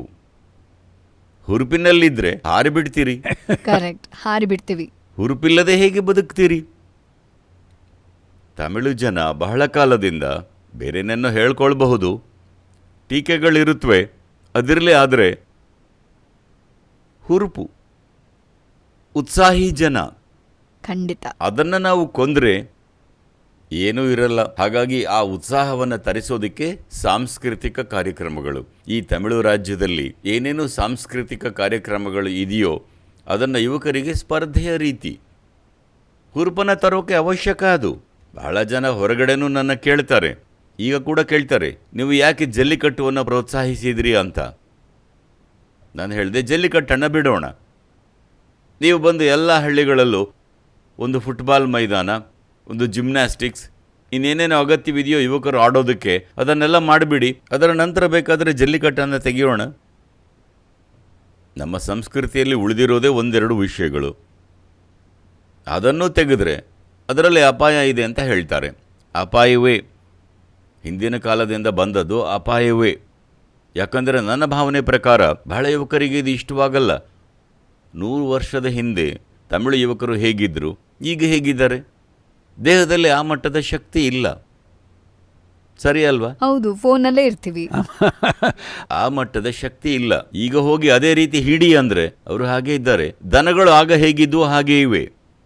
ಅವುಗಳನ್ನು ಹಿಡಿಬೇಕಂದ್ರೆ ಏಟುಗಳಾಗುತ್ತವೆ, ಪ್ರಾಣ ಹೋಗುತ್ತೆ, ಇದೆಲ್ಲ ಆಗುತ್ತೆ. ಆದಾಗ್ಯೂ ಸಹ ಯಾವ ಯಾವ ವಿಷಯಗಳಲ್ಲಿ ಹುರುಪನ್ನು ತರುವಂಥ ಅಂಶವಿರುತ್ತೋ, ಸನ್ನಿವೇಶ ಇರುತ್ತೋ, ಅದನ್ನೆಲ್ಲ ತೆಗೆದರೆ ಏನು ಮಾಡ್ತೀರಿ? ತಿಂತಾರೆ, ಟಿ ವಿ ನೋಡ್ತಾರೆ, ಬೇರೆ ಏನೂ ಇಲ್ಲ. ಇಲ್ಲ ಕುಡಿತಾರೆ, ಟಾಸ್ಮಾಕ್ ಇದೆಯಲ್ಲ, ಕುಡಿದು ಮಲಗೋದು ಅಷ್ಟೇ. ಸಮಾಜವೇ ಹಾಗಾಗುತ್ತೆ. ಏನೋ ಒಂದು ಇರಬೇಕು ಯುವಕರಿಗೆ, ಅವನ ಪ್ರತಿಭೆ ತೋರಿಸೋದಕ್ಕೆ ಒಂದು ಸಾಹಸ ಇರಬೇಕು. ಯಾವುದೇ ಸಾಹಸ ಇಲ್ಲದಿದ್ದರೆ ಏನು ಮಾಡ್ತಾರೆ? ತಮಿಳ್ನಾಡಿನಲ್ಲಿ ನೀವು ಬಂದ ಸಮಯ, ಅದಕ್ಕೂ ಸ್ವಲ್ಪ ಹಿಂದೆ ನೋಡಿದ್ರೆ ಸ್ವಾತಂತ್ರ್ಯ ಹೋರಾಟ ದೊಡ್ಡ ಮಟ್ಟದಲ್ಲಿ ನಡೀತಿದ್ದಾಗ ತಮಿಳ್ನಾಡಲ್ಲಿ ಬೇರೆಯದ್ದೇ ರೀತಿಯ ಹೋರಾಟ ಇತ್ತು, ಸಮಾಜದಲ್ಲಿ ಹೋರಾಟ ಇತ್ತು. ಈ ದ್ರಾವಿಡ ಚಿಂತನೆಗಳಾದ ಸಮತ್ವ, ಸ್ವಾಭಿಮಾನದ ಮದುವೆ, ಕಾಸ್ಟ್ ಡಿಫರೆನ್ಸ್ ಇಲ್ಲದಿರೋದು, ಗಂಡು ಹೆಣ್ಣು ಸಮ, ಹೀಗೆ ಆಗ ಆರಂಭಿಸಿದ ಆ ಸಮಯದಲ್ಲಿ ಸ್ವಲ್ಪ ಮಟ್ಟಕ್ಕೆ ನಮ್ಮ ಹಳೆಯ ಸಂಸ್ಕೃತಿ, ಪೂಜಾ ವಿಧಾನ ಇವಕ್ಕೆ ವಿರುದ್ಧವಾದ ಒಂದು ಫಿಲಾಸಫಿ ಬಂತು. ಅದನ್ನ ಫಾಲೋ ಮಾಡಿದವರು ನನ್ನಂಥವ್ರು, ನನ್ನ ಕುಟುಂಬದವರು ಎಲ್ಲ. ಈಗ ನಾವೆಲ್ಲ ನಿಮ್ಮ ಫಾಲೋವರ್ ಆಗಿ ಬಂದಿದ್ದೀವಿ. ಆದ್ರೆ ಈ ರಾಜ್ಯದಲ್ಲಿ ಈ ಫಿಲಾಸಫಿ ಇರೋರನ್ನ ಈ ಆಧ್ಯಾತ್ಮದ ಕಡೆಗೆ ತರಬಹುದು ಅಂತ ಹೇಗೆ ಯೋಚಿಸಿದ್ರಿ ನೀವು? ಯಾಕಂದ್ರೆ ಬಹಳ ರೆಸಿಸ್ಟೆನ್ಸ್ ಇದ್ದಿರ್ಬೇಕಲ್ವಾ ಆಗ? ನೀವು ಇನ್ನೂ ಹಿಂದೆ ನೋಡಬೇಕು, ಅಲ್ಲೇ ನಿಲ್ಲಿಸ್ಬಿಟ್ರಿ. ಇನ್ನೂ ಹಿಂದೆ ನೋಡಿದ್ರಿ ಅಂದರೆ ತಮಿಳು ರಾಜ್ಯ ಅಂದರೆ ನಾಯನ್ಮಾರ್, ಸಿದ್ಧರು, ಸೀಢರು ಅಂತ ಮಾತಾಡ್ತೀವಿ. ಅದನ್ನೇ ಮರೆತು ಬಿಟ್ರಲ್ಲ. ಈಗ ಕೂಡ ತಿರುವಳ್ಳುವರ್, ತಿರುನಾವುಕರಸರ್ ಬಗ್ಗೆ ಎಲ್ಲ ಮಾತಾಡ್ತೀವಿ. ಸ್ವಲ್ಪ ಅಲ್ಲಿ ಕೂಡ ನೋಡ್ಬೇಕಲ್ವಾ. ಈಗ ಈ ಫಿಲಾಸಫಿ ಯಾಕೆ ಬಂತಂದ್ರೆ, ಸಮಾಜದಲ್ಲಿ ಯಾವುದೋ ಒಂದು ರೀತಿ ಅನ್ಯಾಯ ನಡೀತು, ಸಮಾಜದಲ್ಲಿ ಒಂದು ರೀತಿಯ ಅನ್ಯಾಯ ಅನೀತಿಯ ಸನ್ನಿವೇಶ ನಡೀತು. ಅದನ್ನು ಸರಿ ಮಾಡಬೇಕು. ಆಗ ಸರಿ ಮಾಡಬೇಕು ಅಂದರೆ ಬಹಳ ಪ್ರಜ್ಞಾಪೂರ್ವಕವಾಗಿ ನೋಡಬೇಕು. ಸುಲಭ ಅಲ್ಲ. ಒಂದು ಅನ್ಯಾಯ ನಡೆಯುವಾಗ ಅದು ಯಾಕೆ ಹಾಗಾಗುತ್ತೆ ಅಂದರೆ, ಯಾರೋ ಒಬ್ಬರಿಗೆ ಅಲ್ಲಿ ಲಾಭ ಇದೆ, ಅವರು ಆ ಲಾಭನ ಬಿಡೋದಿಲ್ಲ, ಮತ್ತೊಬ್ಬರ ಮೇಲೆ ಹೇರ್ತಾರೆ. ಅದನ್ನು ಸರಿ ಮಾಡಬೇಕಂದ್ರೆ ಅದಕ್ಕೆ ಆದ ಪಾಲಿಸಿ ಮತ್ತೊಂದು ಬೇಕು. ಅದೆಲ್ಲ ಆಗಲಿಲ್ಲ. ಆಗೇನು ಮಾಡ್ತೀವಿ ನಾವು? ಬೀದಿಗೆ ಬಂದು ಧ್ವನಿ ಎತ್ತಿ ಕಲ್ಲು ಹೊಡೆಯೋದು, ಬೆಂಕಿ ಹಚ್ಚೋದು, ಈ ರೀತಿ ಮಾಡಿದರೆ ಭಯದಿಂದ ಸ್ವಲ್ಪ ಹಿಂದೆ ಸರಿತಾರೆ. ಆಗೇನಾಗುತ್ತೆ ಅಂದರೆ, ಒಂದು ಅನೀತಿಗಾಗಿ ಇನ್ನೊಂದು ಅನೀತಿ ನಡೆಯುತ್ತೆ. ಪ್ರತಿಕ್ರಿಯಾತ್ಮಕವಾಗಿ ಮಾಡಿದ್ರು, ಪ್ರಜ್ಞಾಪೂರ್ವಕವಾಗಿ ಮಾಡಿದರೆ ಅದನ್ನು ಸರಿಪಡಿಸ್ಬೋದು. ಆದರೆ ಅದು ಸುಲಭ ಅಲ್ಲ. ಅದಕ್ಕೆ ನಿರಂತರವಾಗಿ ಕೆಲಸ ಮಾಡಬೇಕು. ನಿರಂತರವಾಗಿ ಮಾಡೋಕೆ ಜನರಿಗೆ ತಾಳ್ಮೆ ಇಲ್ಲ. ಒಂದೇ ದಿನದಲ್ಲಿ ಮಾಡಬೇಕು ಅಂದ್ಕೊಳ್ತಾರೆ. ಒಂದೇ ದಿನದಲ್ಲಿ ಆಗಬೇಕಂದ್ರೆ ಹಿಂಸಾಚಾರದಿಂದ ಮಾತ್ರ ಆಗುತ್ತೆ. ನಿರಂತರ ಮಾಡಿದರೆ ಮೆಲ್ಲಗೆ ಸರಿಪಡಿಸಬಹುದು. ಯಾರಿಗೂ ಅನ್ಯಾಯ ಆಗದ ರೀತಿ ಒಂದು ಸನ್ನಿವೇಶವನ್ನು ಸೃಷ್ಟಿಸಬಹುದು. ಹಾಗಾಗಿ ಪ್ರತಿಕ್ರಿಯೆಯಿಂದ ಈ ಚಳುವಳಿ ಬಂತು. ಆ ಸಮಯಕ್ಕೆ ಅದು ಅಗತ್ಯ ಇತ್ತು, ನಾನು ಒಪ್ತೀನಿ. ಯಾಕಂದರೆ ಒಂದು ಅನ್ಯಾಯ ದೊಡ್ಡ ಪ್ರಮಾಣದಲ್ಲಿ ನಡೆದಿದೆ, ತಾರತಮ್ಯ ನಡೆದಿತ್ತು. ತಾರತಮ್ಯ ಹೇಗೆ ಬರುತ್ತೆ ಅಂದರೆ, ನೀವೊಂದು ರೀತಿ ಇದ್ದೀರಿ, ನಾನೊಂದು ರೀತಿ ಇದ್ದೀನಿ, ನೀವೊಬ್ಬ ಮಹಿಳೆ, ನಾನು ಹೇಗಿದ್ದೀನಿ. ಈಗ ಇದು ವ್ಯತ್ಯಾಸ ಅನ್ನೋದನ್ನು ಮೀರಿ ತಾರತಮ್ಯ ಅನ್ನೋ ರೀತಿ ನೋಡ್ತೀವಿ. ವ್ಯತ್ಯಾಸ ಅನ್ನೋದು ಹೋಗಿ ತಾರತಮ್ಯ ಮಾಡ್ತೀವಿ. ಯಾವಾಗ ತಾರತಮ್ಯ ಮಾಡ್ತೀವೋ, ಒಂದೋ ನಿಮಗೆ ಅನುಕೂಲ ಇರುತ್ತೆ, ಇಲ್ಲ ನನಗೆ ಅನುಕೂಲ ಇರುತ್ತೆ. ಈಗ ಯಾರಿಗೆ ಅನುಕೂಲ ಇರುತ್ತೋ ಅವರು ಸಾಮಾನ್ಯವಾಗಿ ಬಹುತೇಕ ಸಮಯ ಮೆಜಾರಿಟಿ ಆಗಿರಲ್ಲ. ಅವರು ಯಾವಾಗಲೂ ಅಲ್ಪಸಂಖ್ಯಾತರಾಗಿರ್ತಾರೆ. ಸಮಾಜದಲ್ಲಿ ಆ ಅಲ್ಪಸಂಖ್ಯಾತ ಜನ ಬಹುಸಂಖ್ಯಾತ ಜನರನ್ನು ಶೋಷಿಸ್ತಾರೆ. ಇಂಥ ಸನ್ನಿವೇಶ ಬಹಳ ದಿನ ನಿರಂತರ ನಡೆದರೆ ಮೆಜಾರಿಟಿ ಏನು ಮಾಡ್ತಾರೆ? ಹೇಗೆ ಇದನ್ನು ಬದಲಿಸಬೇಕು ಅಂತ ಅವರಿಗೆ ತಿಳಿಯಲ್ಲ. ಅದರ ಹಿಂದಿರೋ ತಂತ್ರ ಏನು ಅಂತ ಗೊತ್ತಾಗಲ್ಲ. ಒಂದು ದಿನ ಸಹಿಸೋಕೆ ಆಗಲಿಲ್ಲ ಅಂದರೆ ಹೊಡೆದು ಬಡ್ದು ಮಾಡ್ತಾರೆ. ಇದೇ ರೀತಿಯ ಬದಲಾವಣೆಗಳು ಬಂದಿವೆ ಜಗತ್ತಿನಾದ್ಯಂತ. ಇಲ್ಲಿ ಮಾತ್ರ ಅಲ್ಲ, ಜಗತ್ತಿನಾದ್ಯಂತ ಈ ರೀತಿಯೇ ನಡೆಯೋದು. ಆದರೆ ಆ ರೀತಿ ನಡೆದರೆ ಏನಾಗುತ್ತೆ ಅಂದರೆ, ಒಂದು ಅನೀತಿಗಾಗಿ ಇನ್ನೊಂದು ಅನೀತಿ ನಡೆಯುತ್ತೆ. ಆ ಅನ್ಯಾಯಕ್ಕೆ ಒಂದು ರಿವರ್ಸ್ ಅನ್ಯಾಯ ನಡೆಯುತ್ತೆ. ಅದೇನೋ ಆ ಸಮಯದಲ್ಲಿ ನಡೆದು ಬಿಡ್ತು. ಈಗ ಆ ರೀತಿ ಮಾಡೋ ಅಗತ್ಯ ಇಲ್ಲ. ಈಗೇನು ನೋಡಬೇಕು ಅಂದರೆ, ನಮ್ಮ ಸಂವಿಧಾನದಲ್ಲಿ ಎಲ್ಲರೂ ಸಮ. ನಾವು ಅದನ್ನು ಹೇಗೆ ಜಾರಿಗೆ ತರೋದು ಅಂತ ನೋಡಬೇಕು. ಇದಕ್ಕೆ ಯಾವುದೇ ರೀತಿ ಚಳುವಳಿಯ ಅಗತ್ಯ ಇಲ್ಲ. ಯಾಕಂದರೆ ಸಂವಿಧಾನದಲ್ಲಿ ಎಲ್ಲ ಜನರು ಸಮರಾಗಿದ್ದಾರೆ. ಗಂಡು ಹೆಣ್ಣು ಅನ್ನೋ ವ್ಯತ್ಯಾಸ ಇಲ್ಲ. ಎಲ್ಲರಿಗೂ ಒಂದೇ ಕಾನೂನು. ಈಗ ಕಾನೂನನ್ನು ನಾವು ಸರಿಯಾಗಿ ಜಾರಿಗೆ ತಂದರೆ ನಮ್ಮಲ್ಲಿ ಜಗಳ ಇರಲ್ಲ. ಜಾರಿ ಮಾಡುವಾಗ ಸ್ವಲ್ಪ ಸವಾಲುಗಳಿರುತ್ತವೆ, ಅದನ್ನು ಬಗೆಹರಿಸಿಕೊಳ್ಬೋದು. ಯಾಕಂದರೆ ಅದಕ್ಕೆ ಅಗತ್ಯ ಇರೋ ಎಲ್ಲ ಸಂಸ್ಥೆಗಳು ಇವೆ. ಆ ಸಂಸ್ಥೆಗಳಲ್ಲಿ ಕಾನೂನನ್ನು ಜಾರಿಗೆ ತರಬೇಕು ಅಂತ ನೋಡದೆ ಬೀದಿಯಲ್ಲಿ ಮಾಡಬೇಕು ಅಂತ ನೋಡಿದರೆ ಇಲ್ಲಿ ಅನ್ಯಾಯನೂ ಬರುತ್ತೆ, ಅರಾಜಕತೆಯೂ ಬರುತ್ತೆ. ಹಾಗಾಗಿ ನಮ್ಮ ದೇಶ, ನಮ್ಮ ನಾಡಲ್ಲಿ ಸ್ವಾತಂತ್ರ್ಯಕ್ಕೆ ಮುಂಚೆ ನೋಡಿದರೆ ಎಲ್ಲವೂ ಬೀದಿಯಲ್ಲೇ ಸರಿಪಡಿಸಬೇಕಿತ್ತು. ಯಾಕಂದರೆ ಮೇಲೆ ಅಧಿಕಾರದಲ್ಲಿರೋರು ನೀವೇನು ಹೇಳಿದರೂ ಕೇಳ್ತಿರಲಿಲ್ಲ. ಆದರೆ ಈಗ ನಾವೇ ಚುನಾಯಿಸಿದ ಸರ್ಕಾರ ಅಲ್ವಾ? ಏನನ್ನಾದರೂ ಬದಲಾಯಿಸಬೇಕಂದ್ರೆ ಕಾನೂನು ಪ್ರಕಾರ ಬದಲಾಯಿಸಬೇಕು. ಕಾನೂನನ್ನು ಮೀರಿ ಬದಲಾಯಿಸಬೇಕು ಅಂದರೆ ಅದು ಬೇರೆಯದೇ ರೀತಿ ಆಗುತ್ತೆ. ನಿಮ್ಮ ಕಲಾತ್ಮಕತೆ, ನಾನು ಇಲ್ಲಿಗೆ 12 ವರ್ಷದ ಮುಂಚೆ ಬಂದಿದ್ದೆ ಅನ್ಸುತ್ತೆ ಈ ಶಾಗೆ. ಒಂದೊಂದು ಅಂಶ ಕೂಡ ಸುಂದರ. ಏನೂ ಇಲ್ಲ, ನಿನ್ನೆ ಒಂದು ಪಾರ್ಟಿಷನ್ ಬಂತು. ಆ ಪಾರ್ಟಿಷನ್ನಲ್ಲಿರೋ ಆ ವುಡನ್ ಬಾರ್ಕ್ ಆಗಲಿ, ಮೇಲಿದ್ದ ಆ ಬ್ಯಾಂಬೂ ಆಗಲಿ, ಒಂದು ಹೂವಾಗಲಿ, ಇಲ್ಲ ಒಂದು ಮರವಾಗಲಿ, ಕಲ್ಲಾಗಲಿ, ಗೋಡೆಗಳಾಗಿರಲಿ ಅಥವಾ ನೆಲವಾಗಿರಲಿ, ಎಲ್ಲ ವಿಷಯಗಳಲ್ಲೂ ಒಂದು ಸೌಂದರ್ಯ. ಎಲ್ಲಿಂದ ನಿಮಗೆ ಇಂತಹ ಕಲಾತ್ಮಕತೆ ಬಂತು? ನೀವು ಡ್ರೆಸ್ ಮಾಡ್ಕೊಳ್ಳೋ ರೀತಿ, ನಿಮ್ಮ ಶಾಲ್ ಆಗಿರಲಿ, ಟರ್ಬನ್ ಆಗಿರಲಿ, ಆ ಮಾಲೆಯೇ ಆಗಿರಲಿ, ಎಲ್ಲಾನು ಎಲ್ಲಿಂದ ಬಂತು ಈ ಕಲಾತ್ಮಕತೆ? ಯಾಕೆ ನಮ್ಮಂಥವರಿಗೆ ಇದು ಬರಲ್ಲ? ಈ ಒಂದು ಕಲೆಯ ಭಾವನೆ ಮುಖ್ಯವಾದ್ದು ಏನಂದರೆ, ಬಹಳ ಜನರಿಗೆ ಅವರ ಮನಸ್ಸಲ್ಲಿ ಯಾವ ಪರಿಣಾಮ ಬರುತ್ತೆ ಅದುವೇ ಮುಖ್ಯವಾಗಿರುತ್ತೆ. ಅವರಿಗೆ ಮಾಡೋ ಕೆಲಸ ಮುಖ್ಯವಾಗಿರಲ್ಲ, ಕಾರ್ಯವಿಧಾನ, ಪರಿಣಾಮ ಮುಖ್ಯ, ಕಾರ್ಯವಿಧಾನ ಮುಖ್ಯ ಅಲ್ಲ ಅವರಿಗೆ. ನನಗೆ ಹಾಗಿಲ್ಲ. ಯಾಕಂದರೆ ಪರಿಣಾಮವೇ ಮುಖ್ಯ ಅಂದರೆ ಸಾವೇ ಮುಖ್ಯ, ಜೀವಿಸೋದು ಮುಖ್ಯ ಅಲ್ಲ ಅಂತ. ಬದುಕೋದು ಅನ್ನೋದು ಕಾರ್ಯವಿಧಾನ ಅಲ್ವಾ? ಅಂತಿಮ ಪರಿಣಾಮ ಅಂದರೆ ಅದು ಎಲ್ರಿಗೂ ಒಂದೇ. ಕೆಲವು ಜನ ಅಂದ್ಕೊಳ್ತಾರೆ ನಾನು ಸಾಯಲ್ಲ ಅಂತ. ಎಲ್ಲರೂ ಸಾಯ್ತಾರೆ, ಎಲ್ಲರೂ ಹೋಗ್ತಾರೆ, ಎಲ್ಲರೂ ಸಾಯೋರೆ. ಬಹಳ ದಿನ ಬದುಕಿ ಅಂತ ಆಶೀರ್ವಾದ ಮಾಡಬಹುದು, ಆದರೆ ಎಲ್ಲರೂ ಸಾಯೋರೆ. ಅದು ಇದು ಎಲ್ಲವೂ ಈಗ ನಮ್ಮ ಕೈಯಲ್ಲಿರೋದೇನು? ಕಾರ್ಯವಿಧಾನ ತಾನೆ. ಕಾರ್ಯವಿಧಾನ. ಈ ಕಾರ್ಯವಿಧಾನಕ್ಕೆ ಗಮನ ಕೊಟ್ರಿ ಅಂದರೆ ಈಗ ಹೂವನ್ನು ಕಟ್ತಾರೆ, ನೋಡಿ ಹೇಗೆ ಕಟ್ತಾರೆ ಅಂತ. ಸುಂದರವಾಗಿದೆ. ಹೇಗೋ ಕಟ್ಟಿಬಿಡ್ಬೋದು.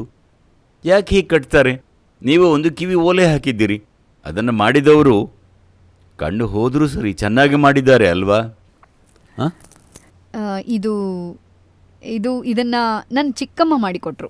ಅದೆಲ್ಲ ಹೇಳಬೇಡಿ, ನನಗೆ ಯಾರು ಕೊಟ್ಟರು ಅಂತ ಹೇಳಬೇಡಿ, ಪರವಾಗಿಲ್ಲ. ಒಬ್ಬ ಲೇಡಿ ಮಾಡಿದ್ದು, ನಾಟ್ ಇವನ್ ಜ್ಯುವೆಲರ್. ಯಾರೇ ಆಗಿರಲಿ, ಎಷ್ಟು ಗಮನದಿಂದ ಅದನ್ನ ಮಾಡಬೇಕು. ಗಮನ ಯಾವಾಗ ಬರುತ್ತೆ? ಪರಿಣಾಮಕ್ಕಿಂತ ಮಾಡೋ ವಿಧಾನ ಮುಖ್ಯ ಆದಾಗ ನೀವು ಎಲ್ಲವನ್ನೂ ಗಮನಿಸ್ತೀರಿ. ಆರಂಭದಲ್ಲಿ ಇದು ಆಗ ನಾನು ಕ್ಲಾಸ್ ಮಾಡುವಾಗ 1982ರಲ್ಲಿ ಆರಂಭಿಸಿದ್ದು ನಾನು. ಈಗ 40 ವರ್ಷ ಆಗಿಬಿಡ್ತು ನೋಡಿ. ಈ ಸೆಪ್ಟೆಂಬರ್ಗೆ 40 ವರ್ಷ ಆಗುತ್ತೆ. ಆರಂಭದ ಹೊಸತರಲ್ಲೇ ನಾನು ಇದನ್ನು ಗಮನಿಸಿದೆ.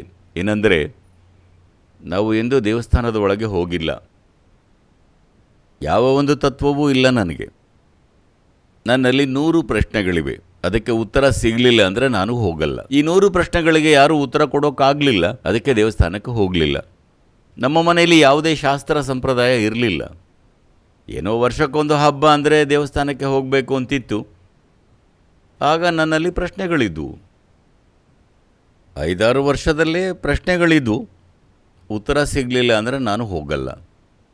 ಅದಕ್ಕೇನು ಮಾಡ್ತಿದ್ರು ಅಂದರೆ, ಹೊರಗೆ ಚಪ್ಪಲಿ ನೋಡ್ಕೊಳ್ಳೋನು ಇರ್ತಾನಲ್ಲ, ಅವನ ಹತ್ರ ಬಿಡ್ತಿದ್ರು. ಅವರಿಗೆ ಒಪ್ಪಿಸ್ತಿದ್ರು. ಅವನಿಗೆ ಅಪ್ಪ ಹೇಳಿ ಹೋಗ್ತಿದ್ರು, ಹಿಡಿದಿಟ್ಕೊಳ್ಳಿ ಅವನನ್ನು, ಇಲ್ಲದಿದ್ರೆ ಎಲ್ಲೆಲ್ಲೋ ಹೋಗಿಬಿಡ್ತಾನೆ ಅಂತ. ಅವನು ನನ್ನನ್ನು ಹಿಡಿದಿಟ್ಕೊಳ್ತಿದ್ದ, ಹೀಗೆ ಬಿಡ್ತಿರ್ಲಿಲ್ಲ. ಬಿಟ್ಟರೆ ಓಡಿಬಿಡ್ತಿದ್ದೆ. ನಾನು ಹಾಗೇ ನೋಡ್ತಿದ್ದೆ. ಎಲ್ಲರೂ ಬರ್ತಾರೆ, ಚಪ್ಪಲಿ ಹೀಗೆ ಬೀಸಿ ಹೋಗ್ತಾರೆ, ಚಪ್ಪಲಿ ಒಂದು ರಾಶಿಯಾಗಿ ಬಿದ್ದಿದೆ. ಅವರು ಏನೋ ದೇವರನ್ನು ನೋಡೋಕ್ಕೆ ಹೋಗ್ತಿದ್ದಾರೆ. ದೇವರನ್ನು ನೋಡೋಕ್ಕೆ ಹೋಗುವಾಗ ಚಪ್ಪಲಿ ಮೇಲೆ ಗಮನ ಇಲ್ಲ. ಆಚೆ ಬರ್ತಿದ್ರು, ಆ ರಾಶಿಯಲ್ಲಿ ಇಲ್ಲೊಂದು ಅಲ್ಲೊಂದು ಅಂತಾಗಿದೆ. 10-20 ನಿಮಿಷ ಹುಡುಕ್ತಾರೆ, ಯಾರು ಎತ್ಕೊಂಡು ಹೋದ್ನೋ ಅಂತ ಅವನು ಇವನನ್ನೆಲ್ಲ ಬೈತಾರೆ. ಒಮ್ಮೊಮ್ಮೆ ಚಪ್ಪಲಿ ಮತ್ತೊಬ್ಬರ ಜೊತೆ ಹೋಗ್ಬಿಡುತ್ತೆ. ಇಲ್ಲ, ಕೆಲವು ಜನ ಬೇಕಂತಲೇ ಕದೀತಾರೆ, ಕೆಲವು ಜನ ಹುಡುಕೋಕ್ಕೆ ಆಗದೆ ಸಿಕ್ಕಿದ್ದನ್ನು ಹಾಕ್ಕೊಂಡು ಹೋಗ್ತಾರೆ. ಚಿಕ್ಕಂದಿನಿಂದ ಅದನ್ನು ಗಮನಿಸ್ತಿದ್ದೆ. ಎಷ್ಟು ಸರಳ. ಇದನ್ನು ಸರಿಪಡಿಸ್ಕೊಳ್ಳೋಕ್ಕಾಗಲ್ವಾ? ಚಪ್ಪಲಿಯನ್ನು ಸರಿಯಾಗಿ ಬಿಡೋಕ್ಕಾಗಲ್ವಾ? ಆಗಲ್ಲ. ಹೀಗೆ ಬಿಸಾಡೋದು. ಒಂದು ಶಿಸ್ತು. ಗಮನ ಇಲ್ಲ, ಮಾಡೋ ಕೆಲಸದಲ್ಲಿ ಗಮನ ಇಲ್ಲ. ದೇವಸ್ಥಾನದಲ್ಲಿ ದೇವರ ಹತ್ರ ಮಾತಾಡಬೇಕು, ಚಪ್ಪಲಿ ಮೇಲೆ ಗಮನ ಇಲ್ಲ. ಆಚೆ ಬಂದ ಮೇಲೆ ಆಗ ಚಪ್ಪಲಿ ಮೇಲೆ ಗಮನ. ಇದು ಒಂಥರ ಜೀವನ, ಗಮನವಿಲ್ಲದ ಜೀವನ. ನಾನು ಕ್ಲಾಸ್ ಆರಂಭಿಸುವಾಗ ನಾನೊಬ್ಬನೇ. ಆವಾಗ ಯಾವ ವಾಲಂಟಿಯರೂ ಇಲ್ಲ. ನಾನೇ ಕ್ಲಾಸ್ ಮಾಡೋದು, ನಾನೇ ಕಾರ್ಪೆಟ್ ಹಾಕೋದು, ನಾನೇ ಮೈಕ್ರೋಫೋನ್ ಸೆಟ್ ಮಾಡೋದು, ಎಲ್ಲನೂ ನಾನೇ. ಊರಿಂದ ಊರಿಗೆ ಹೋಗ್ತಿದ್ದೆ, ಹಾಗೆ ಹೇಳ್ಕೊಡ್ತಿದ್ದೆ. ಮೊದಲು ಹೇಗಂದ್ರೆ, ಎಲ್ಲರೂ ಒಳಗೆ ಬಂದ ಮೇಲೆ ಸ್ವಲ್ಪ ಇರಿ ಅಂತ ಹೇಳಿ ನಾನು ಹೊರಗೆ ಹೋಗಿ ಎಲ್ಲರ ಚಪ್ಪಲಿಗಳನ್ನು ಜೋಡಿಸಿ ಬರ್ತಿದ್ದೆ. ಆಗ ಕ್ಲಾಸ್ನಲ್ಲಿ 40-50 ಜನ ಹೇಗೋ ಬಿಸಾಡಿ ಹೋಗ್ತಿದ್ರು, ಎಲ್ಲ ಜೋಡಿಸ್ತಿದ್ದೆ. ಪ್ರತಿ ಬಾರಿ ಹಾಗೆ ಬಿಟ್ರೆ ಅವರೇ ಕೈಲಿ ಮುಟ್ಟಿ ಇದೆಲ್ಲ ಮಾಡ್ತಾರೆ ಅಂತ ಅವರೇ ಮೆಲ್ಲಗೆ ಆರಂಭಿಸಿದ್ರು. ಈಗ ನಿಧಾನವಾಗಿ ಆ ಶಿಸ್ತು ಬಂದಿದೆ. ಯಾವ ಕಾರ್ಯಕ್ರಮಕ್ಕೆ ಹೋದರೂ ಚಪ್ಪಲಿ ಸರಿಯಾಗಿ ಬಿಡ್ತಾರೆ. ಒಂದು ಸರಳ ವಿಷಯ, ಚಪ್ಪಲಿ, ಒಂದು ಕಾಲಿನ ಚಪ್ಪಲಿ ಇಲ್ಲಿ ಹಾಕಿ ಇನ್ನೊಂದನ್ನು ಅಲ್ಲಿ ಹಾಕಿದರೆ ಹೋಗೋ ಸಮಯದಲ್ಲಿ ಎಷ್ಟು ಕಷ್ಟ ಆಗುತ್ತೆ ಅಂತ ಎಲ್ರಿಗೂ ಗೊತ್ತು. ಆದರೂ ಹಾಗೇನೆ ಈಗಲೂ ಕೂಡ ಹಾಗೆ ನಡೀತಿದೆ. ದೇವಸ್ಥಾನಗಳಲ್ಲಿ, ಮದುವೆ ಮನೆಯಲ್ಲಿ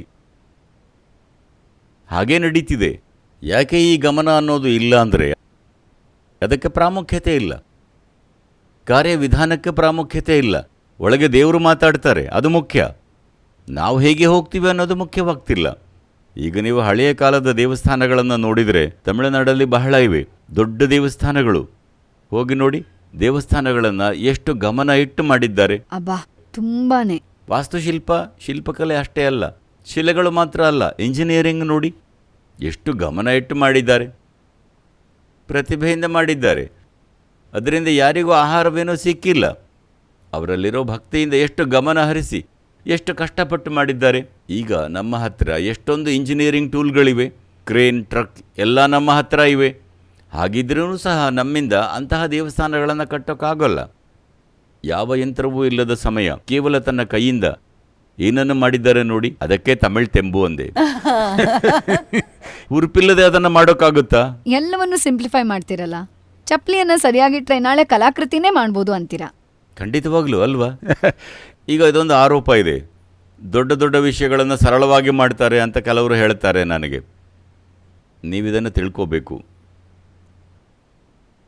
ಶಿವರಾತ್ರಿಯ ನಂತರ ಟ್ವಿಟ್ಟರ್ ಎಲ್ಲ ನೋಡಿ,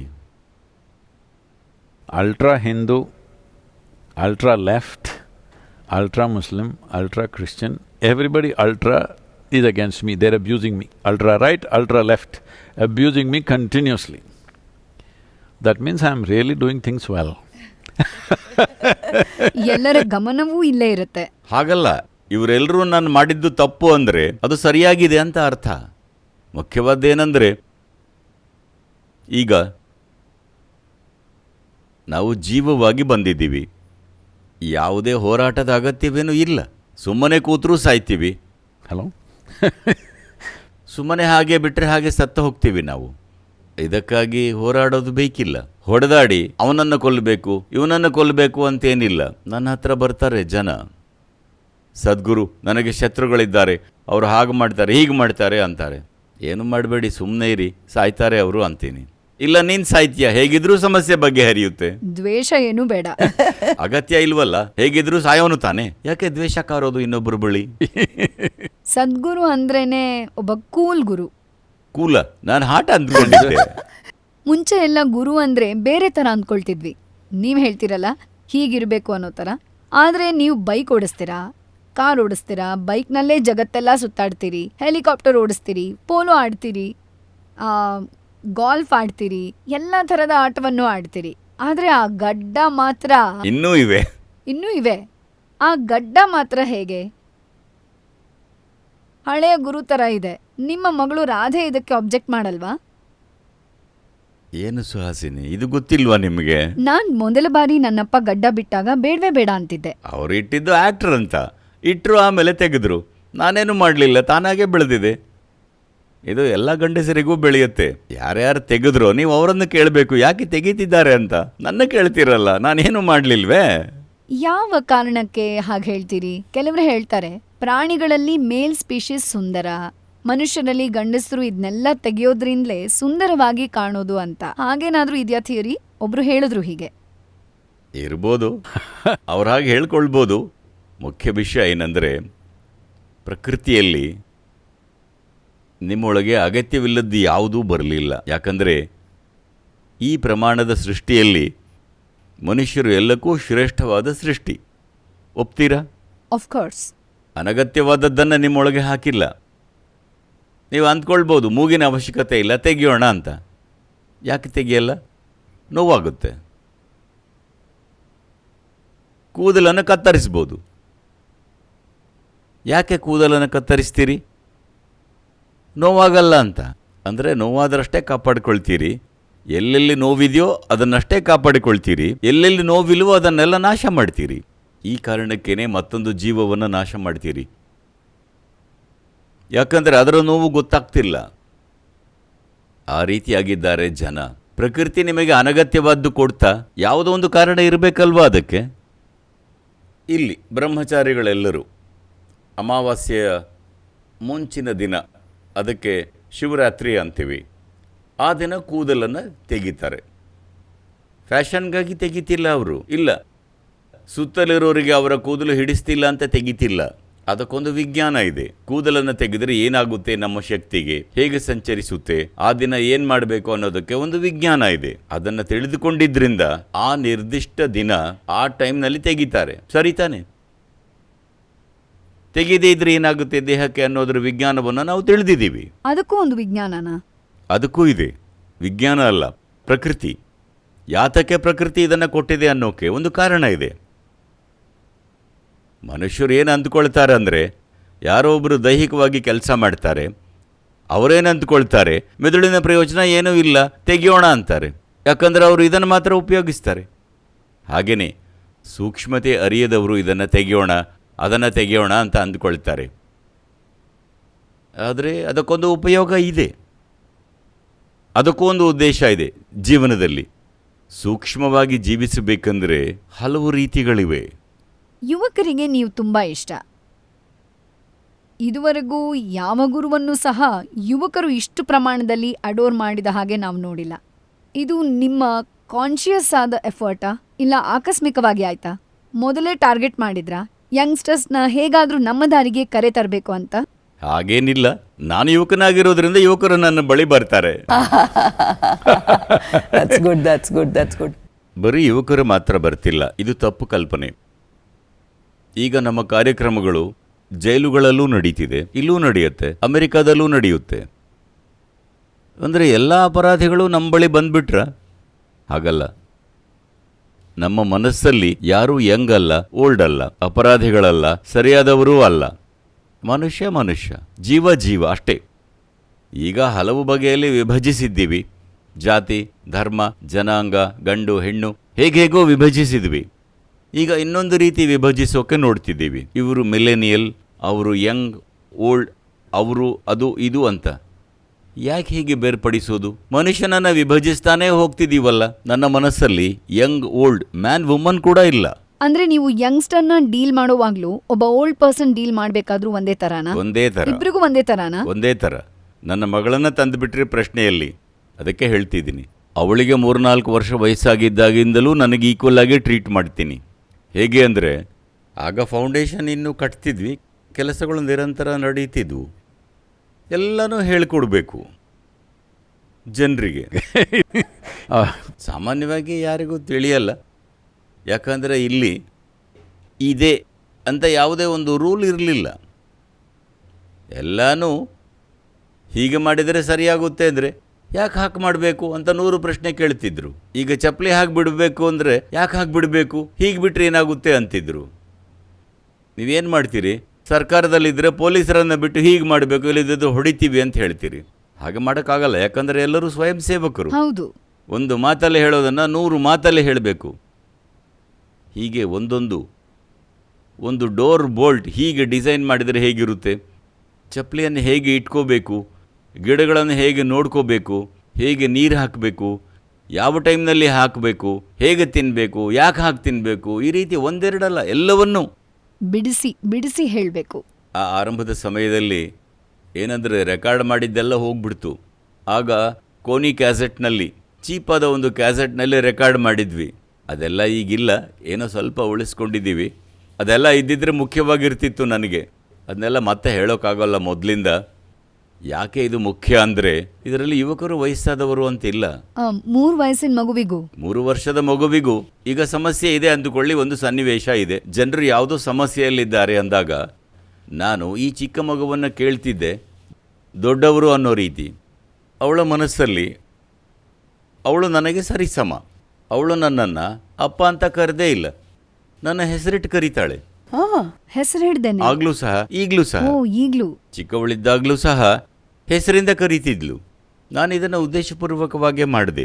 ನಾನು ಯಾವತ್ತೂ ಅವಳಿಗೆ ಅಪ್ಪ ಅಂತ ಕರಿಬೇಕು, ಹೀಗೆ ಮಾಡಬೇಕು ಅಂತ ಹೇಳ್ಕೊಡ್ಲಿಲ್ಲ. ಎಲ್ಲರೂ ಹೇಗೆ ಕರೀತಿದ್ರು ಹಾಗೆ ಹೆಸರಿಡಿದು ಕರೀತಿದ್ಲು. ಒಂದು ಸಮಸ್ಯೆ ಹೇಳಿದರೆ, ಈ ತರಹ ಒಂದು ಸಮಸ್ಯೆ ಆಗಿದೆ ಅಂದರೆ, ಯಾವುದೋ ಮೀಟಿಂಗ್ನಲ್ಲಿ ಹೇಳಿದ ಹಾಗೆ ಹೇಳಿದರೆ ಟಕ್ಕಂತ ಏನೋ ಹೇಳ್ತಿದ್ಲು. ಈ ಮಗು ಏನೋ ಸ್ಪೆಷಲ್ ಅಂತ ಅಂದ್ಕೋಬೇಡಿ, ಎಲ್ಲ ಮಕ್ಕಳಿಗೂ ಈ ಒಂದು ಗುಣ ಇರುತ್ತೆ. ಏನಂದರೆ ನಾವು ಅವರನ್ನು ಒಂದು ಬೊಂಬೆ ಥರ ಟ್ರೀಟ್ ಮಾಡ್ತೀವಿ. ಮೊಮ್ಮೊ ಚುಚುಚು ಪುಪು ಅನೇ. ಮಗುವಿಗೆ ಅದರ ಅಗತ್ಯ ಇಲ್ಲ. ಏನೇನೋ ಇರುತ್ತೆ, ಬೆಳೆದು ಬಿಡಬೇಕು ಅಂತ ಆಸೆ. ಹಾಗಾಗಿ ದೊಡ್ಡವರ ಥರನೇ ಅವರನ್ನು ನಡೆಸಿಕೊಂಡ್ರೆ ತುಂಬ ಮೆಚೂರ್ ಆಗಿಬಿಡ್ತಾರೆ. ಚಿಕ್ಕದರಲ್ಲಿ ಎಲ್ಲೂ ಅರ್ಥವಾಗಿಬಿಡುತ್ತೆ ಸುಲಭವಾಗಿ. ವಿಧಾನದಲ್ಲಿ ಯಾವುದೇ ವ್ಯತ್ಯಾಸ ಇಲ್ಲ, ಅದೇ ವಿಧಾನ. ಭಾಷೆ ಸ್ವಲ್ಪ ಮಾರ್ಪಡಿಸಿಕೊಳ್ಳಬೇಕು, ಯಾಕಂದರೆ ಅವರಿಗೆ ಎಲ್ಲವೂ ಗೊತ್ತಿರಲ್ಲ. ಸೊ ಸಿಂಗಲ್ ಪೇರೆಂಟ್ ಆಗಿ ಬೆಳೆಸಿದ್ರಿ ಆ ಮಗುನ.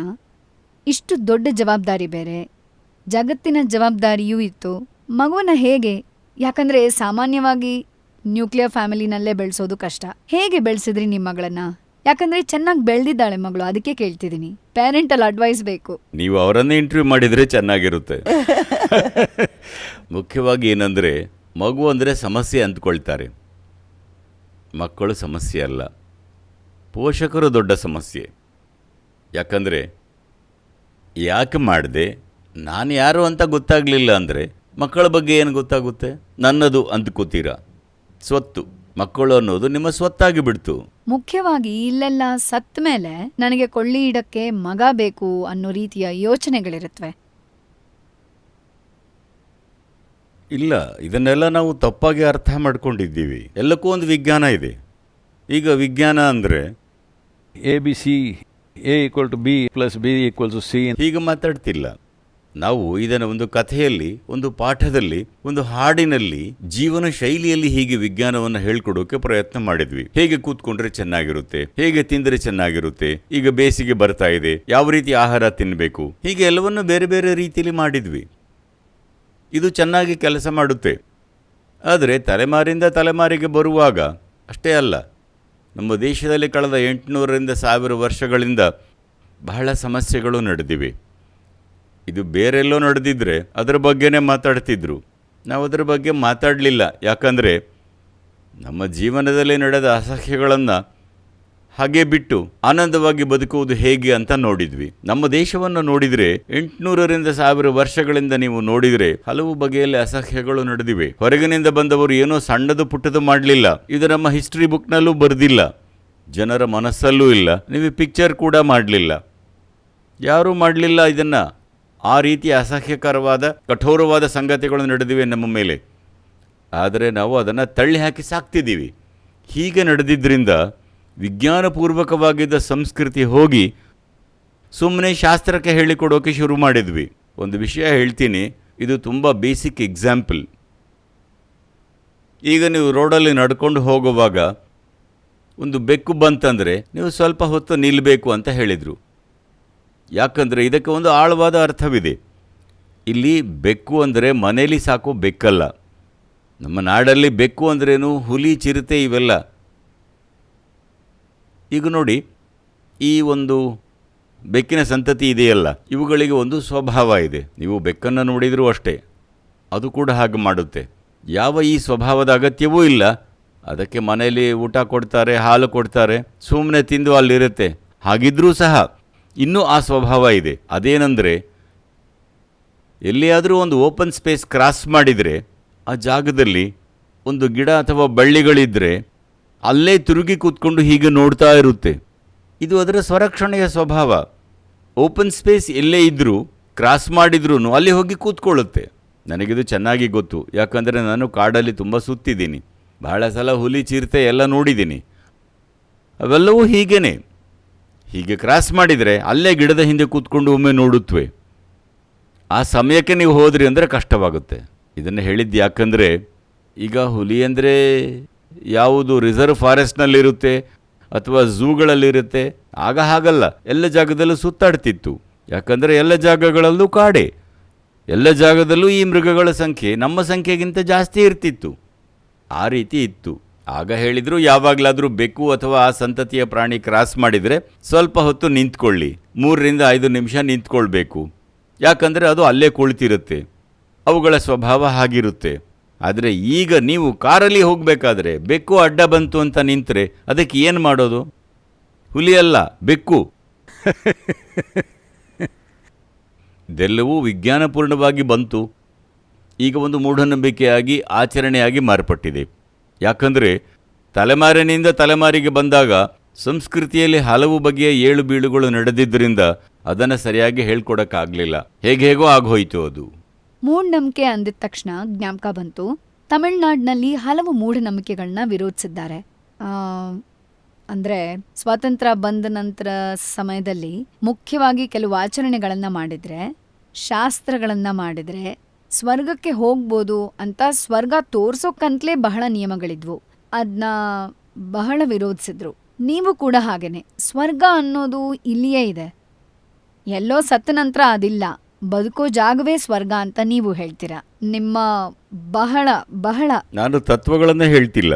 ನಾನು ಹೇಳೋದೇನೆಂದರೆ, ನಿಮ್ಮೊಳಗೆ ದುಃಖ ಸಂಕಟ ಏನೇ ನಡೆದ್ರು ನಿಮ್ಮೊಳಗೆ ತಾನೇ ನಡೀತಾ ಇದೆ, ಅಲ್ಲೆಲ್ಲೋ ನಡೀತಾ ಇಲ್ಲ, ನಿಮ್ಮೊಳಗೆ ನಡೀತಾ ಇದೆ. ಏನೇ ಅನುಭವ ಬಂದರೂ ಅದು ನಿಮ್ಮ ಒಳಗಿನಿಂದಲೇ ಬರ್ತಿದೆ. ಹೀಗಿರುವಾಗ ನಿಮ್ಮ ಮನಸ್ಸಲ್ಲಿ ಸ್ವರ್ಗ ಅಂದ್ರೇನು? ಅಲ್ಲಿ ಹೋದರೆ ಎಲ್ಲವೂ ಸುಂದರವಾಗಿರುತ್ತೆ. ನರಕ ಅಂದ್ರೇನು? ಅಲ್ಲಿ ಎಲ್ಲವೂ ಸಮಸ್ಯೆಗಳೇ. ಈಗ ಮನುಷ್ಯರಾಗಿ ಇಷ್ಟು ದಿನ ಬದುಕಿದ್ರಿ, ಎರಡನ್ನೂ ನೋಡಿದ್ದೀರಾ ಅಲ್ವಾ? ಎರಡು ಒಳಗೆ ತಾನೇ ನಡೀತು. ಈಗ ನಮ್ಮೊಳಗೆ ನಡೀತಾ ಇರೋದು ನಾವು ಅಂದುಕೊಂಡ ಹಾಗೆ ನಡಿಬೇಕೋ ಬೇಡವಾ? ಜಗತ್ತಲ್ಲಿ ನಾವು ಅಂದುಕೊಂಡ ಹಾಗೆ 100ಕ್ಕೆ 100 ನಡೆಯಲ್ಲ. ತಕ್ಕ ಮಟ್ಟಿಗೆ ನಡಿಬಹುದು. ನಮ್ಮ ಮನಸ್ಸು ನಾವೇನನ್ನು ಅಂದುಕೋತೀವೋ ಹಾಗೆ ನಡೆದರೆ ಮಾತ್ರ ಅಲ್ವಾ ನಮ್ಮ ಮನಸ್ಸು ಅಂತ ಹೇಳ್ಕೊಳ್ಳೋಕ್ಕಾಗೋದು. ಈಗ ನಾವು ನಿಮ್ಮ ಜೊತೆ ಕೂತಿದ್ದೀವಿ, 50% ನಾನು ಅಂದುಕೊಂಡ ಹಾಗೆ ನಡೆದ್ರೆ ಸಾಕು ನನಗೆ. ಆದರೆ ನನ್ನೊಳಗೆ 100% ಸರಿ ತಾನೆ? ಹೀಗೆ ಮಾಡಿದರೆ ಸ್ವರ್ಗವನ್ನು ಹುಡುಕಬೇಕಾ? ಸ್ವರ್ಗ ಅನ್ನೋದು ಜಗತ್ತಲ್ಲಿ ಒಂದು ದೊಡ್ಡ ಅಪರಾಧ. ಯಾಕಂದರೆ ನಾವು ಚೆನ್ನಾಗಿ ಬದುಕೋದು ಇಲ್ಲಲ್ಲ, ಅದಕ್ಕೆ ಇನ್ನೊಂದು ಜಾಗ ಇದೆ ಅಂತ ಹೇಳ್ತಾರೆ. ಇನ್ನೊಂದು ಜಾಗ ಇದ್ದರೆ, ಅದು ನಿಮಗೆ ಗೊತ್ತಿದ್ದರೆ, GPS ಇದ್ದರೆ ನೀವು ಅಲ್ಲಿಗೆ ಹೋಗ್ಬೋದಲ್ವಾ? ಯಾಕೆ ಇಲ್ಲಿದ್ದೀರಾ?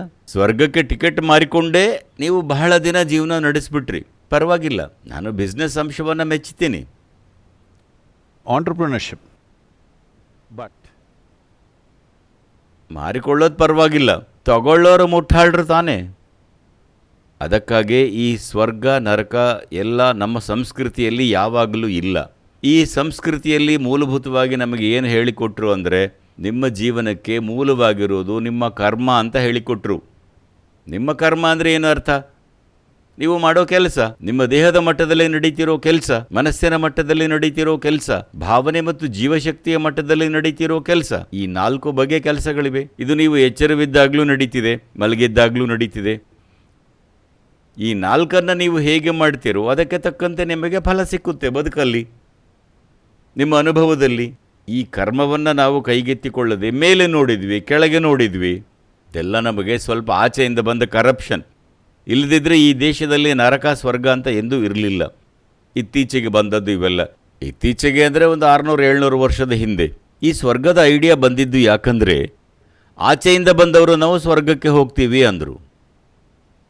ನಾವು ನಮ್ಮ ಹತ್ರ ಏನೂ ಇಲ್ವಲ್ಲ, ಒಂದು ಸ್ವರ್ಗ ಮಾಡ್ಕೊಳ್ಳೋಣ ಅಂತ ಮಾಡಿದ್ವಿ. ಏನು ಮಾಡಿದ್ವಿ? ನಮ್ಮ ಸ್ವರ್ಗದಲ್ಲಿ ಊಟ ಚೆನ್ನಾಗಿರುತ್ತೆ ಅಂದ್ವಿ. ನಮಗೇನು ಗೊತ್ತು, ಅದನ್ನೇ ತಾನೇ ನಾವು ಹೇಳೋದು. ಅಮೃತ ಇರುತ್ತೆ ಅಲ್ಲಿ, ರಂಭೆ, ಊರ್ವಶಿ, ಮೇನಕೆ ಎಲ್ಲ ಇರ್ತಾರೆ. ಇದೆಲ್ಲವೂ ಹೊಸದಾಗಿ ಬಂದಿದ್ದು. ದೇವಲೋಕದಲ್ಲಿ ರಂಭೆ ಮೇನಕೆ ಇದ್ದರು. ಅವರು ಸ್ವರ್ಗಕ್ಕೆ ಹೋಗಿದ್ದು ಈ ಕಳೆದ 600-700 ವರ್ಷದ ಹಿಂದೆ ಅಷ್ಟೇ. 600 ವರ್ಷಗಳಿಂದ ಅಷ್ಟೇ. ಅದಕ್ಕೆ ಮುಂಚೆ ಈ ಸಂಸ್ಕೃತಿಯಲ್ಲಿ ಸ್ವರ್ಗವೇ ಇಲ್ಲ. ಈ ಸಂಸ್ಕೃತಿಯಲ್ಲಿ ನಿಮ್ಮ ಜೀವನ, ನಿಮ್ಮ ಕರ್ಮ ನೀವೇ ಮಾಡಿಕೊಂಡಿದ್ದು. ತಿಳಿದೋ ತಿಳಿಯದೆಯೋ, ಅರಿತೋ ಅರಿವಿಲ್ಲದೇನೋ ಏನೋ ಒಂದನ್ನು ಮಾಡಿದ್ದೀರಾ. ನಿಮ್ಮ ಮನಸ್ಸಲ್ಲಿ, ದೇಹದಲ್ಲಿ ಏನೋ ಮಾಡಿದ್ದೀರಾ. ಆ ಕಾರಣ ಅದಕ್ಕೊಂದು ಸನ್ನಿವೇಶ ಬರ್ತಿದೆ. ಇದು ನಿಮ್ಮ ಕೈಯಲ್ಲಿದೆ. ಎಲ್ಲಕ್ಕೂ ಮುಖ್ಯವಾದ್ದು ಈ ಸಂಸ್ಕೃತಿಯಲ್ಲಿ ಏನೆಂದರೆ, ಮೇಲೆ ಯಾರೋ ಒಬ್ಬ ಮ್ಯಾನೇಜರ್ ನಿಮ್ಮನ್ನು ಮ್ಯಾನೇಜ್ ಮಾಡ್ತಾ ಇಲ್ಲ. ಎಲ್ಲವೂ ನಮ್ಮ ಕೈಯಲ್ಲಿದೆ. ಹುಟ್ಟೋದು ನಿಮ್ಮ ಕೈಯಲ್ಲಿಲ್ಲ, ಸೃಷ್ಟಿ ನಿಮ್ಮ ಕೈಯಲ್ಲಿಲ್ಲ, ಅದು ಆಗಿಬಿಡ್ತು. ಆದರೆ ಈ ಜೀವನ ಹೇಗೆ ನಡೀಬೇಕು ಅನ್ನೋದು ಪೂರ್ತಿ ನಿಮ್ಮ ಕೈಯಲ್ಲಿದೆ. ಇದನ್ನು ನಿಮ್ಮ ಕೈಯಲ್ಲಿ ತಗೊಳ್ಬೇಕು ಅನ್ನೋದಕ್ಕಾಗಿ ಹೇಳಿದ್ದು. ಈ ದೇಶದಲ್ಲಿ ನಾವು ನಿಂತರೂ ಕೂತರೂ ಏನೇ ಮಾಡಿದ್ರು, ಯಾರಿಗೇನೇ ಆದರೂ ಅಯ್ಯೋ ಏನು ಕರ್ಮ ಮಾಡಿದ್ನೋ ಅಂತೀವಿ. ಯಾಕಂದರೆ ನಮಗೆ ಗೊತ್ತು, ನಾವು ಮಾಡುವ ಕೆಲಸವೇ ಫಲವಾಗಿ ಬಂದಿದೆ. ಈ ಸ್ವರ್ಗ ನರಕ ಎಲ್ಲ ಕಾಂಪಿಟಿಷನ್. ಹೊರಗಿನವರು ನಾವು ಸ್ವರ್ಗಕ್ಕೆ ಹೋಗ್ತೀವಿ ಅಂದರು, ಅದಕ್ಕೆ ನಾವು ಸ್ವರ್ಗಕ್ಕೆ ಹೋಗ್ತೀವಿ ಅಂತಂದು ಇದು ಬಂತು. ಸ್ವರ್ಗ ಒಂದು ಕಲ್ಪನೆ ಅಂತಂದ್ರೆ, ಜೀವ ಸಮಾಧಿ ಅನ್ನೋದು ಒಂದು ಚಿಕ್ಕ ಡೈಕಾಟಮಿಯಾಗಿ ಅನ್ಸುತ್ತೆ ಬುದ್ಧಿಜೀವಿಗಳಿಗೆ. ಉದಾಹರಣೆಗೆ ನಿಮ್ಮ ಪತ್ನಿ ಹೋಗಿದ್ದು, ಅದು ಸಾಧಾರಣವಾಗಿ ತರ್ಕದಿಂದ ಯೋಚಿಸೋರ್ಗೆ ಒಪ್ಪಿಕೊಳ್ಳೋಕೆ ಆಗ್ತಿಲ್ಲ. ಅದು ಹೇಗೆ ಅಂತ ಅದಕ್ಕೆ ಎಕ್ಸ್ಪ್ಲನೇಷನ್ ನಾನು ಕೇಳಲ್ಲ. ಆದರೆ ಅವರನ್ನ ಹೇಗೆ ನೀವು ಮಿಸ್ ಮಾಡ್ಕೊಳ್ತಿದ್ದೀರಾ? ಈಗ ಅವರು ಜೊತೆಗಿದ್ದಿದ್ರೆ ರಾಧೆಗಾಗ್ಲಿ ನಿಮಗಾಗ್ಲಿ ಈಶಾಗೆ ಒಂದು ದೊಡ್ಡ ಸಪೋರ್ಟ್ ಆಗಿ ಇರ್ತಿತ್ತು ಅಂತ ಯಾವಾಗ್ಲಾದ್ರೂ ಅನ್ಸಿದ್ಯಾ? ನಿಶ್ಚಯವಾಗಿ ಆಗ್ತಿತ್ತು, ಅದರಲ್ಲಿ ಸಂದೇಹವೇ ಇಲ್ಲ. ಅವರನ್ನ ಮಿಸ್ ಮಾಡ್ಕೊಳ್ತಿದ್ದೀರಾ? ಆದರೆ ಈ ಪ್ರಶ್ನೆಗೆ ನೋಡಿ, ಈ ಬುದ್ಧಿಜೀವಿಗಳು ತರ್ಕದಲ್ಲಿ ಅತ್ಯುನ್ನತ ಮಟ್ಟವನ್ನು ತಲುಪಿದ್ದಾರೆ ಅಂದುಕೊಂಡಿದ್ದೀರಿ. ಹಾಗೆ ಅಂದ್ಕೋಬೇಡಿ. ತರ್ಕ ಅನ್ನೋದು ವಿವಿಧ ಪದರಗಳಲ್ಲಿ ಇರುತ್ತವೆ. ಈಗ ತರ್ಕ ಅಂದರೆ ಇಲ್ಲಿ ಕುಳಿತಿದ್ದೀವಿ. ನೀವು ಹೆಣ್ಣು, ಹೆಣ್ಣೆ, ನಾನು ಗಂಡು, ಗಂಡೆ. ಆದರೆ ನೀವು ಹೇಗೆ ಇಲ್ಲಿಗೆ ಬಂದ್ರಿ? ಒಂದು ಗಂಡು ಹೆಣ್ಣು ಸೇರಿದ್ರಿಂದ ತಾನೇ ನೀವು ಬಂದಿದ್ದು. ನಿಮ್ಮೊಳಗೆ ನಿಮ್ಮ ಅಪ್ಪನ ಅಂಶ ಇದೆಯೋ ಅಥವಾ ತೆಗೆದುಬಿಟ್ರ? ಇದೆ, ನನ್ನಪ್ಪ ನನ್ನೊಳಗಿದ್ದಾರೆ. ಇದ್ದಾರೆ ತಾನೆ? ಹಾಗಾದರೆ ಹೇಗೆ ನೀವು 100% ಹೆಣ್ಣು ಅಂತ ಹೇಳ್ಕೊತೀರಿ? ಇಬ್ಬರೂ ಇದ್ದಾರೆ ತಾನೆ? ಹಾಗಾಗಿ ಕೇವಲ ಬುದ್ಧಿಯಿಂದ ನೋಡಿದರೆ ಮೂಲಭೂತವಾಗಿ ಎಲ್ಲವನ್ನು ವಿಭಜಿಸೋದೆ. ಬುದ್ಧಿಮತ್ತೆ ಒಂದು ಉನ್ನತ ಸ್ಥಿತಿಯನ್ನು ತಲುಪಬೇಕು. ಬುದ್ಧಿಮತ್ತೆ ಎಲ್ರಿಗೂ ಒಂದೇ ಅಂದ್ಕೋಬೇಡಿ. ತರ್ಕ ಎಲ್ಲ ಕಡೆಯೂ ಒಂದೇ ಅಂತ ಅಂದ್ಕೋಬೇಡಿ. ಜನರು ತರ್ಕದ ಬೇರೆ ಬೇರೆ ಆಯಾಮಗಳಲ್ಲಿ ಇರ್ತಾರೆ. ಹಾಗಾಗಿ ಏನಾಗುತ್ತಂದರೆ, ನಾನು 11-12 ವಯಸ್ಸಿನಲ್ಲೇ ದಾಸ್ ಕ್ಯಾಪಿಟಲ್ ಎಲ್ಲ ಓದಾಯಿತು. ಕಮ್ಯುನಿಸ್ಟ್ ಇನ್ಸ್ಪಿರೇಷನ್ ಇತ್ತು. ಆಗ ಆಹಾರ ತಾನೇ ಮುಖ್ಯವಾದದ್ದು, ಇದು ತಾನೇ ಮುಖ್ಯವಾದ್ದು, ಅದೇ ಒಂದು ಬಗೆಯ ವಿವಾದ. ಹೀಗೆ ಮಾಡಿದವರ ದೇಶಗಳು ಏನಾಗಿದೆ ನೋಡಿ ಇವತ್ತು. ಯಾಕಂದರೆ ಜೀವ ಅಂದರೆ ಅದರಲ್ಲಿ ಹಲವು ಅಂಶಗಳಿವೆ. ಸುಮ್ಮನೆ ಆಹಾರವಿದ್ದರಷ್ಟೇ ಸಾಲದು, ಮತ್ತೂ ಇವೆ. ಒಂದು ಮಟ್ಟಕ್ಕೆ ಎಲ್ಲದರ ಮೇಲೆ ಗಮನವಿದ್ದರಷ್ಟೇ ಪರಿಪೂರ್ಣವಾದ ಜೀವನ ನಮ್ಮೊಳಗೆ ನಡೆಯುತ್ತೆ. ಹಾಗಾಗಿ ಬುದ್ಧಿಮತ್ತೆಯೇ ಎಲ್ಲ ಅಂದ್ಕೊಳ್ಳೋದು ಬೇಡ. ಬುದ್ಧಿಮತ್ತೆ ಅನ್ನೋದು ಉಳಿವಿಗೆ ಒಳ್ಳೆಯದು, ಜೀವಿಸೋಕ್ಕೆ ಒಳ್ಳೆಯದಲ್ಲ. ಹೇಗಂದರೆ ಬುದ್ಧಿಮತ್ತೆ ಅನ್ನೋದು ಬುದ್ಧಿ ಹರಿತವಾಗಿದ್ದರೆ ತಾನೇ ಚೆನ್ನಾಗಿರೋದು. ನಿಮ್ಮ ಹತ್ರ ಒಂದು ಚೂಪಾದ ಕತ್ತಿ ಇದ್ದರೆ ಅದರಿಂದ ನೀವು ಕಟ್ ಮಾಡಬಹುದು, ಹೊಲಿಯೋಕೆ ಸಾಧ್ಯನಾ? ಈಗ ಅದನ್ನೇ ಇಟ್ಕೊಂಡು ಹೋಲಿದ್ರಿ ಅಂದರೆ ಎಲ್ಲ ಹರಿದು ಹೋಗುತ್ತೆ. ಈಗ ಅದೇ ನಡೀತಿರೋದು ನಮ್ಮ ದೇಶದಲ್ಲಿ. ಅಂದ್ರೆ ತರ್ಕವನ್ನ ಬಳಸಿ ಹೊಲಿಯಕ್ಕಾಗಲ್ಲ ಅಂತೀರಿ? ಕಟ್ ಮಾಡಬಹುದಷ್ಟೇ, ಡಿಸೆಕ್ಷನ್ ಮಾಡ್ಬೋದು, ಹೊಲಿಯೋಕೆ ಆಗಲ್ಲ. ನಿಮ್ಮ ಪತ್ನಿಯ ಆ ನಿರ್ಧಾರ ಅಂದ್ರೆ ನಿಮಗೆ ಶಾಕ್ ಆಗಿತ್ತಾ ಅಥವಾ ನೀವದನ್ನ ನಿರೀಕ್ಷಿಸಿದ್ರಾ? 8 ತಿಂಗಳು ಮುಂಚೆನೇ ಅವರು ಎಲ್ರಿಗೂ ತಿಳಿಸಿದ್ರು. ನನಗೆ ಹೇಳೋಕೆ ಮೊದಲೇ ಎಲ್ರಿಗೂ ಹೇಳಿಬಿಟ್ಲು. ಸುತ್ತಲಿರೋರೆಲ್ಲ ಆತಂಕಪಟ್ಟರು. ಕುಟುಂಬ ಎಲ್ರಿಗೂ, ತಂದೆಗೂ ಕೂಡ ಮೊದಲೇ ತಿಳಿಸಿಬಿಟ್ಲು ಹೋಗಿ. ನಾ ಹೀಗೆ ಮಾಡಬೇಡ ಅಂತಿದ್ದೆ. ಚಿಕ್ಕ ಮಗುವಿಗೂ, 7 ವರ್ಷದ ಮಗುವಿಗೂ ತಿಳಿಸಿದ್ಲು. ಹೇಳಬೇಡ, ಆ ಮಗು ಹೆದರಿದರೆ ಏನು ಮಾಡೋದು ಅಂದೆ. ಇಲ್ಲ, ನಾನು ಇದನ್ನು ಹೇಳದೆ ಮಾಡೋಕ್ಕಾಗೋಲ್ಲ, ಹೇಳಲೇಬೇಕು ಅಂತ ಎಲ್ಲರಿಗೂ ಅರ್ಥ ಮಾಡಿಸೋಕೆ ಪ್ರಯತ್ನ ಪಟ್ಲು. ಹಾಗಾಗಿ ಶಾಕ್ ಏನೂ ಇಲ್ಲ, ನಷ್ಟನ, ನಿಜಕ್ಕೂ ಬಹಳ ದೊಡ್ಡ ನಷ್ಟ. ಅಗಲಿಕೆ ಕಷ್ಟವಾಗಿದೆ. ನಿಶ್ಚಯವಾಗಿ. ಯಾವಾಗೆಲ್ಲ ಮಿಸ್ ಮಾಡ್ಕೋತೀರಾ? ಯಾವಾಗೆಲ್ಲ ಮಿಸ್ ಮಾಡ್ಕೋತೀರಾ? ನಾನು ಆ ಥರದವನಲ್ಲ. ನೋಡಿ, ಜನರು ಇದನ್ನು ಅರ್ಥ ಮಾಡಿಕೊಳ್ಳೋದು ಕಷ್ಟ. ಮಿಸ್ ಮಾಡಬೇಕು, ಇಲ್ಲ ಮಿಸ್ ಮಾಡಬಾರ್ದು, ಆ ರೀತಿಯವನಲ್ಲ ನಾನು. ನನಗೆ ಇದು ಹೇಗಂದರೆ, ಹಿಮಾಲಯ ಪ್ರಯಾಣ 27 ಅಥವಾ 29, ಸರಿ 27 ವರ್ಷದಿಂದ ಇರಬಹುದು. ಪ್ರತಿ ವರ್ಷ ಹಿಮಾಲಯಕ್ಕೆ ಹೋಗ್ತೀನಿ. ಯಾಕಂದರೆ ಯಾವುದೇ ಅನುಭವವನ್ನು ಮಿಸ್ ಮಾಡ್ಕೊಳ್ಳೋಕೆ ಇಷ್ಟ ಇಲ್ಲ. ನಾನು ಬಸ್ನ ಮೇಲೆ ಕುಳಿತು ಹೋಗ್ತಿದ್ದೆ. ಬಹಳ ಚಳಿ, ಕೆಲವು ಬಾರಿ ಮಳೆ ಇರುತ್ತೆ ಅಥವಾ ಹಿಮಪಾತ ಇರುತ್ತೆ. ಆದರೆ ಯಾವಾಗಲೂ ಬಸ್ನ ಮೇಲೆ ಕೂರ್ತಿದ್ದೆ. ಅಲ್ಲದೆ ಎಲೆಕ್ಟ್ರಿಕ್ ವೈರ್ಗಳು ಇರುತ್ತವೆ, ತಕ್ಷಣ ಮಲಗಿಕೊಳ್ಬೇಕು. ಹಾಗೆ ಬಂಡೆಗಳಿರುತ್ತವೆ. ಬಸ್ ಬಂಡೆಯ ಕೆಳಗಿಂದ ಹೋದಾಗ ಮಲಗದೇ ಇದ್ದರೆ ನಿಮ್ಮ ತಲೆ ಜಜ್ಜಿ ಹೋಗುತ್ತೆ. ಅದರ ಮೇಲೆ ಕೂತಿರ್ತಿದ್ದೆ 1-2 ಗಂಟೆ ಅಲ್ಲ. ಪ್ರಯಾಣ ಬೆಳಗ್ಗೆ 4 ಗಂಟೆಗೆ ಆರಂಭ ಆಗಿ ಸಂಜೆ ತನಕ ಇರ್ತಿತ್ತು. ಕನಿಷ್ಠ 12-14 ಗಂಟೆ ಆಗ್ತಿತ್ತು. ನಾನು ಯಾವಾಗಲೂ ಮೇಲೆ ಕೂರ್ತಿದ್ದೆ. ನಂತರ ನಾನು ಮೋಟಾರ್ ಸೈಕಲ್ನಲ್ಲಿ ಸಂಚರಿಸ್ತಿದ್ದೆ. ನನಗೆ ಎಲ್ಲ ತಿರುವುಗಳು ಗೊತ್ತು. ಇದು ಒಂದೊಂದು ನಗರ, ಬೋರ್ಡ್, ಆ ರೀತಿ ನಕ್ಷೆಯ ಆಧಾರದ ಮೇಲೆ ಅಲ್ಲ. ನನಗೆ ಒಂದೊಂದು ಬಂಡೆಗಳು, ಒಂದೊಂದು ತಿರುವುಗಳು ಗೊತ್ತು. ಇವತ್ತು ನಾನು ಹೋದರೆ ನನಗೆ ಅದು ನೆನಪಲ್ಲಿ ಇಲ್ಲ, ಅದು ನನ್ನೊಳಗೆ ಜೀವಂತವಾಗಿದೆ. ನಾನು ಆ ಥರದವನು. ಯಾಕಂದರೆ ನನ್ನ ಮನಸ್ಸಲ್ಲಿ ಪದಗಳು ಅನ್ನೋದಿಲ್ಲ. ನನ್ನ ಮನಸ್ಸಲ್ಲಿ ಯಾವ ಪದವೂ ಇಲ್ಲ, ಕೇವಲ ವಿಡಿಯೋಗಳು. ಅದಕ್ಕೆ ನಾನು ಸಿನಿಮಾಟೋಗ್ರಾಫರ್ ಅಂದಿದ್ದು. ನನಗೆ ಜೀವನ ಚಿತ್ರದ ರೂಪದಲ್ಲಿದೆ. ಹಾಗಾಗಿ ನಾನು ಯಾವುದನ್ನು ಅಥವಾ ಯಾರನ್ನು ಮಿಸ್ ಮಾಡಿಕೊಳ್ಳಲ್ಲ. ಅಂದ್ರೆ ಮನಸ್ಸಲ್ಲೇ ಇದೆ. ನನ್ನ ವಿಡಿಯೋಗಳು ಯಾವಾಗ ಬೇಕಾದರೂ ಬರುತ್ತೆ, ತುಂಬಾ ಸ್ಪಷ್ಟವಾಗಿ. ಪ್ರತಿಯೊಂದು ಸಣ್ಣ ವಿಷಯಗಳು, ಅವಳ ಬಗ್ಗೆ ಮಾತ್ರ ಅಲ್ಲ, ಎಲ್ಲ ವಿಷಯದಲ್ಲೂ. ನಾನು ಈ ದೇಶವನ್ನು ನೋಡಿದ ರೀತಿ ಬಹುತೇಕರು ನೋಡಿರೋಕೆ ಸಾಧ್ಯ ಇಲ್ಲ. ಒಂದು ಸಮಯದಲ್ಲಿ ದೇಶದ ಮೂಲೆ ಮೂಲೆಗೂ ಬೈಕ್ನಲ್ಲಿ ಹೋಗಿದ್ದೀನಿ.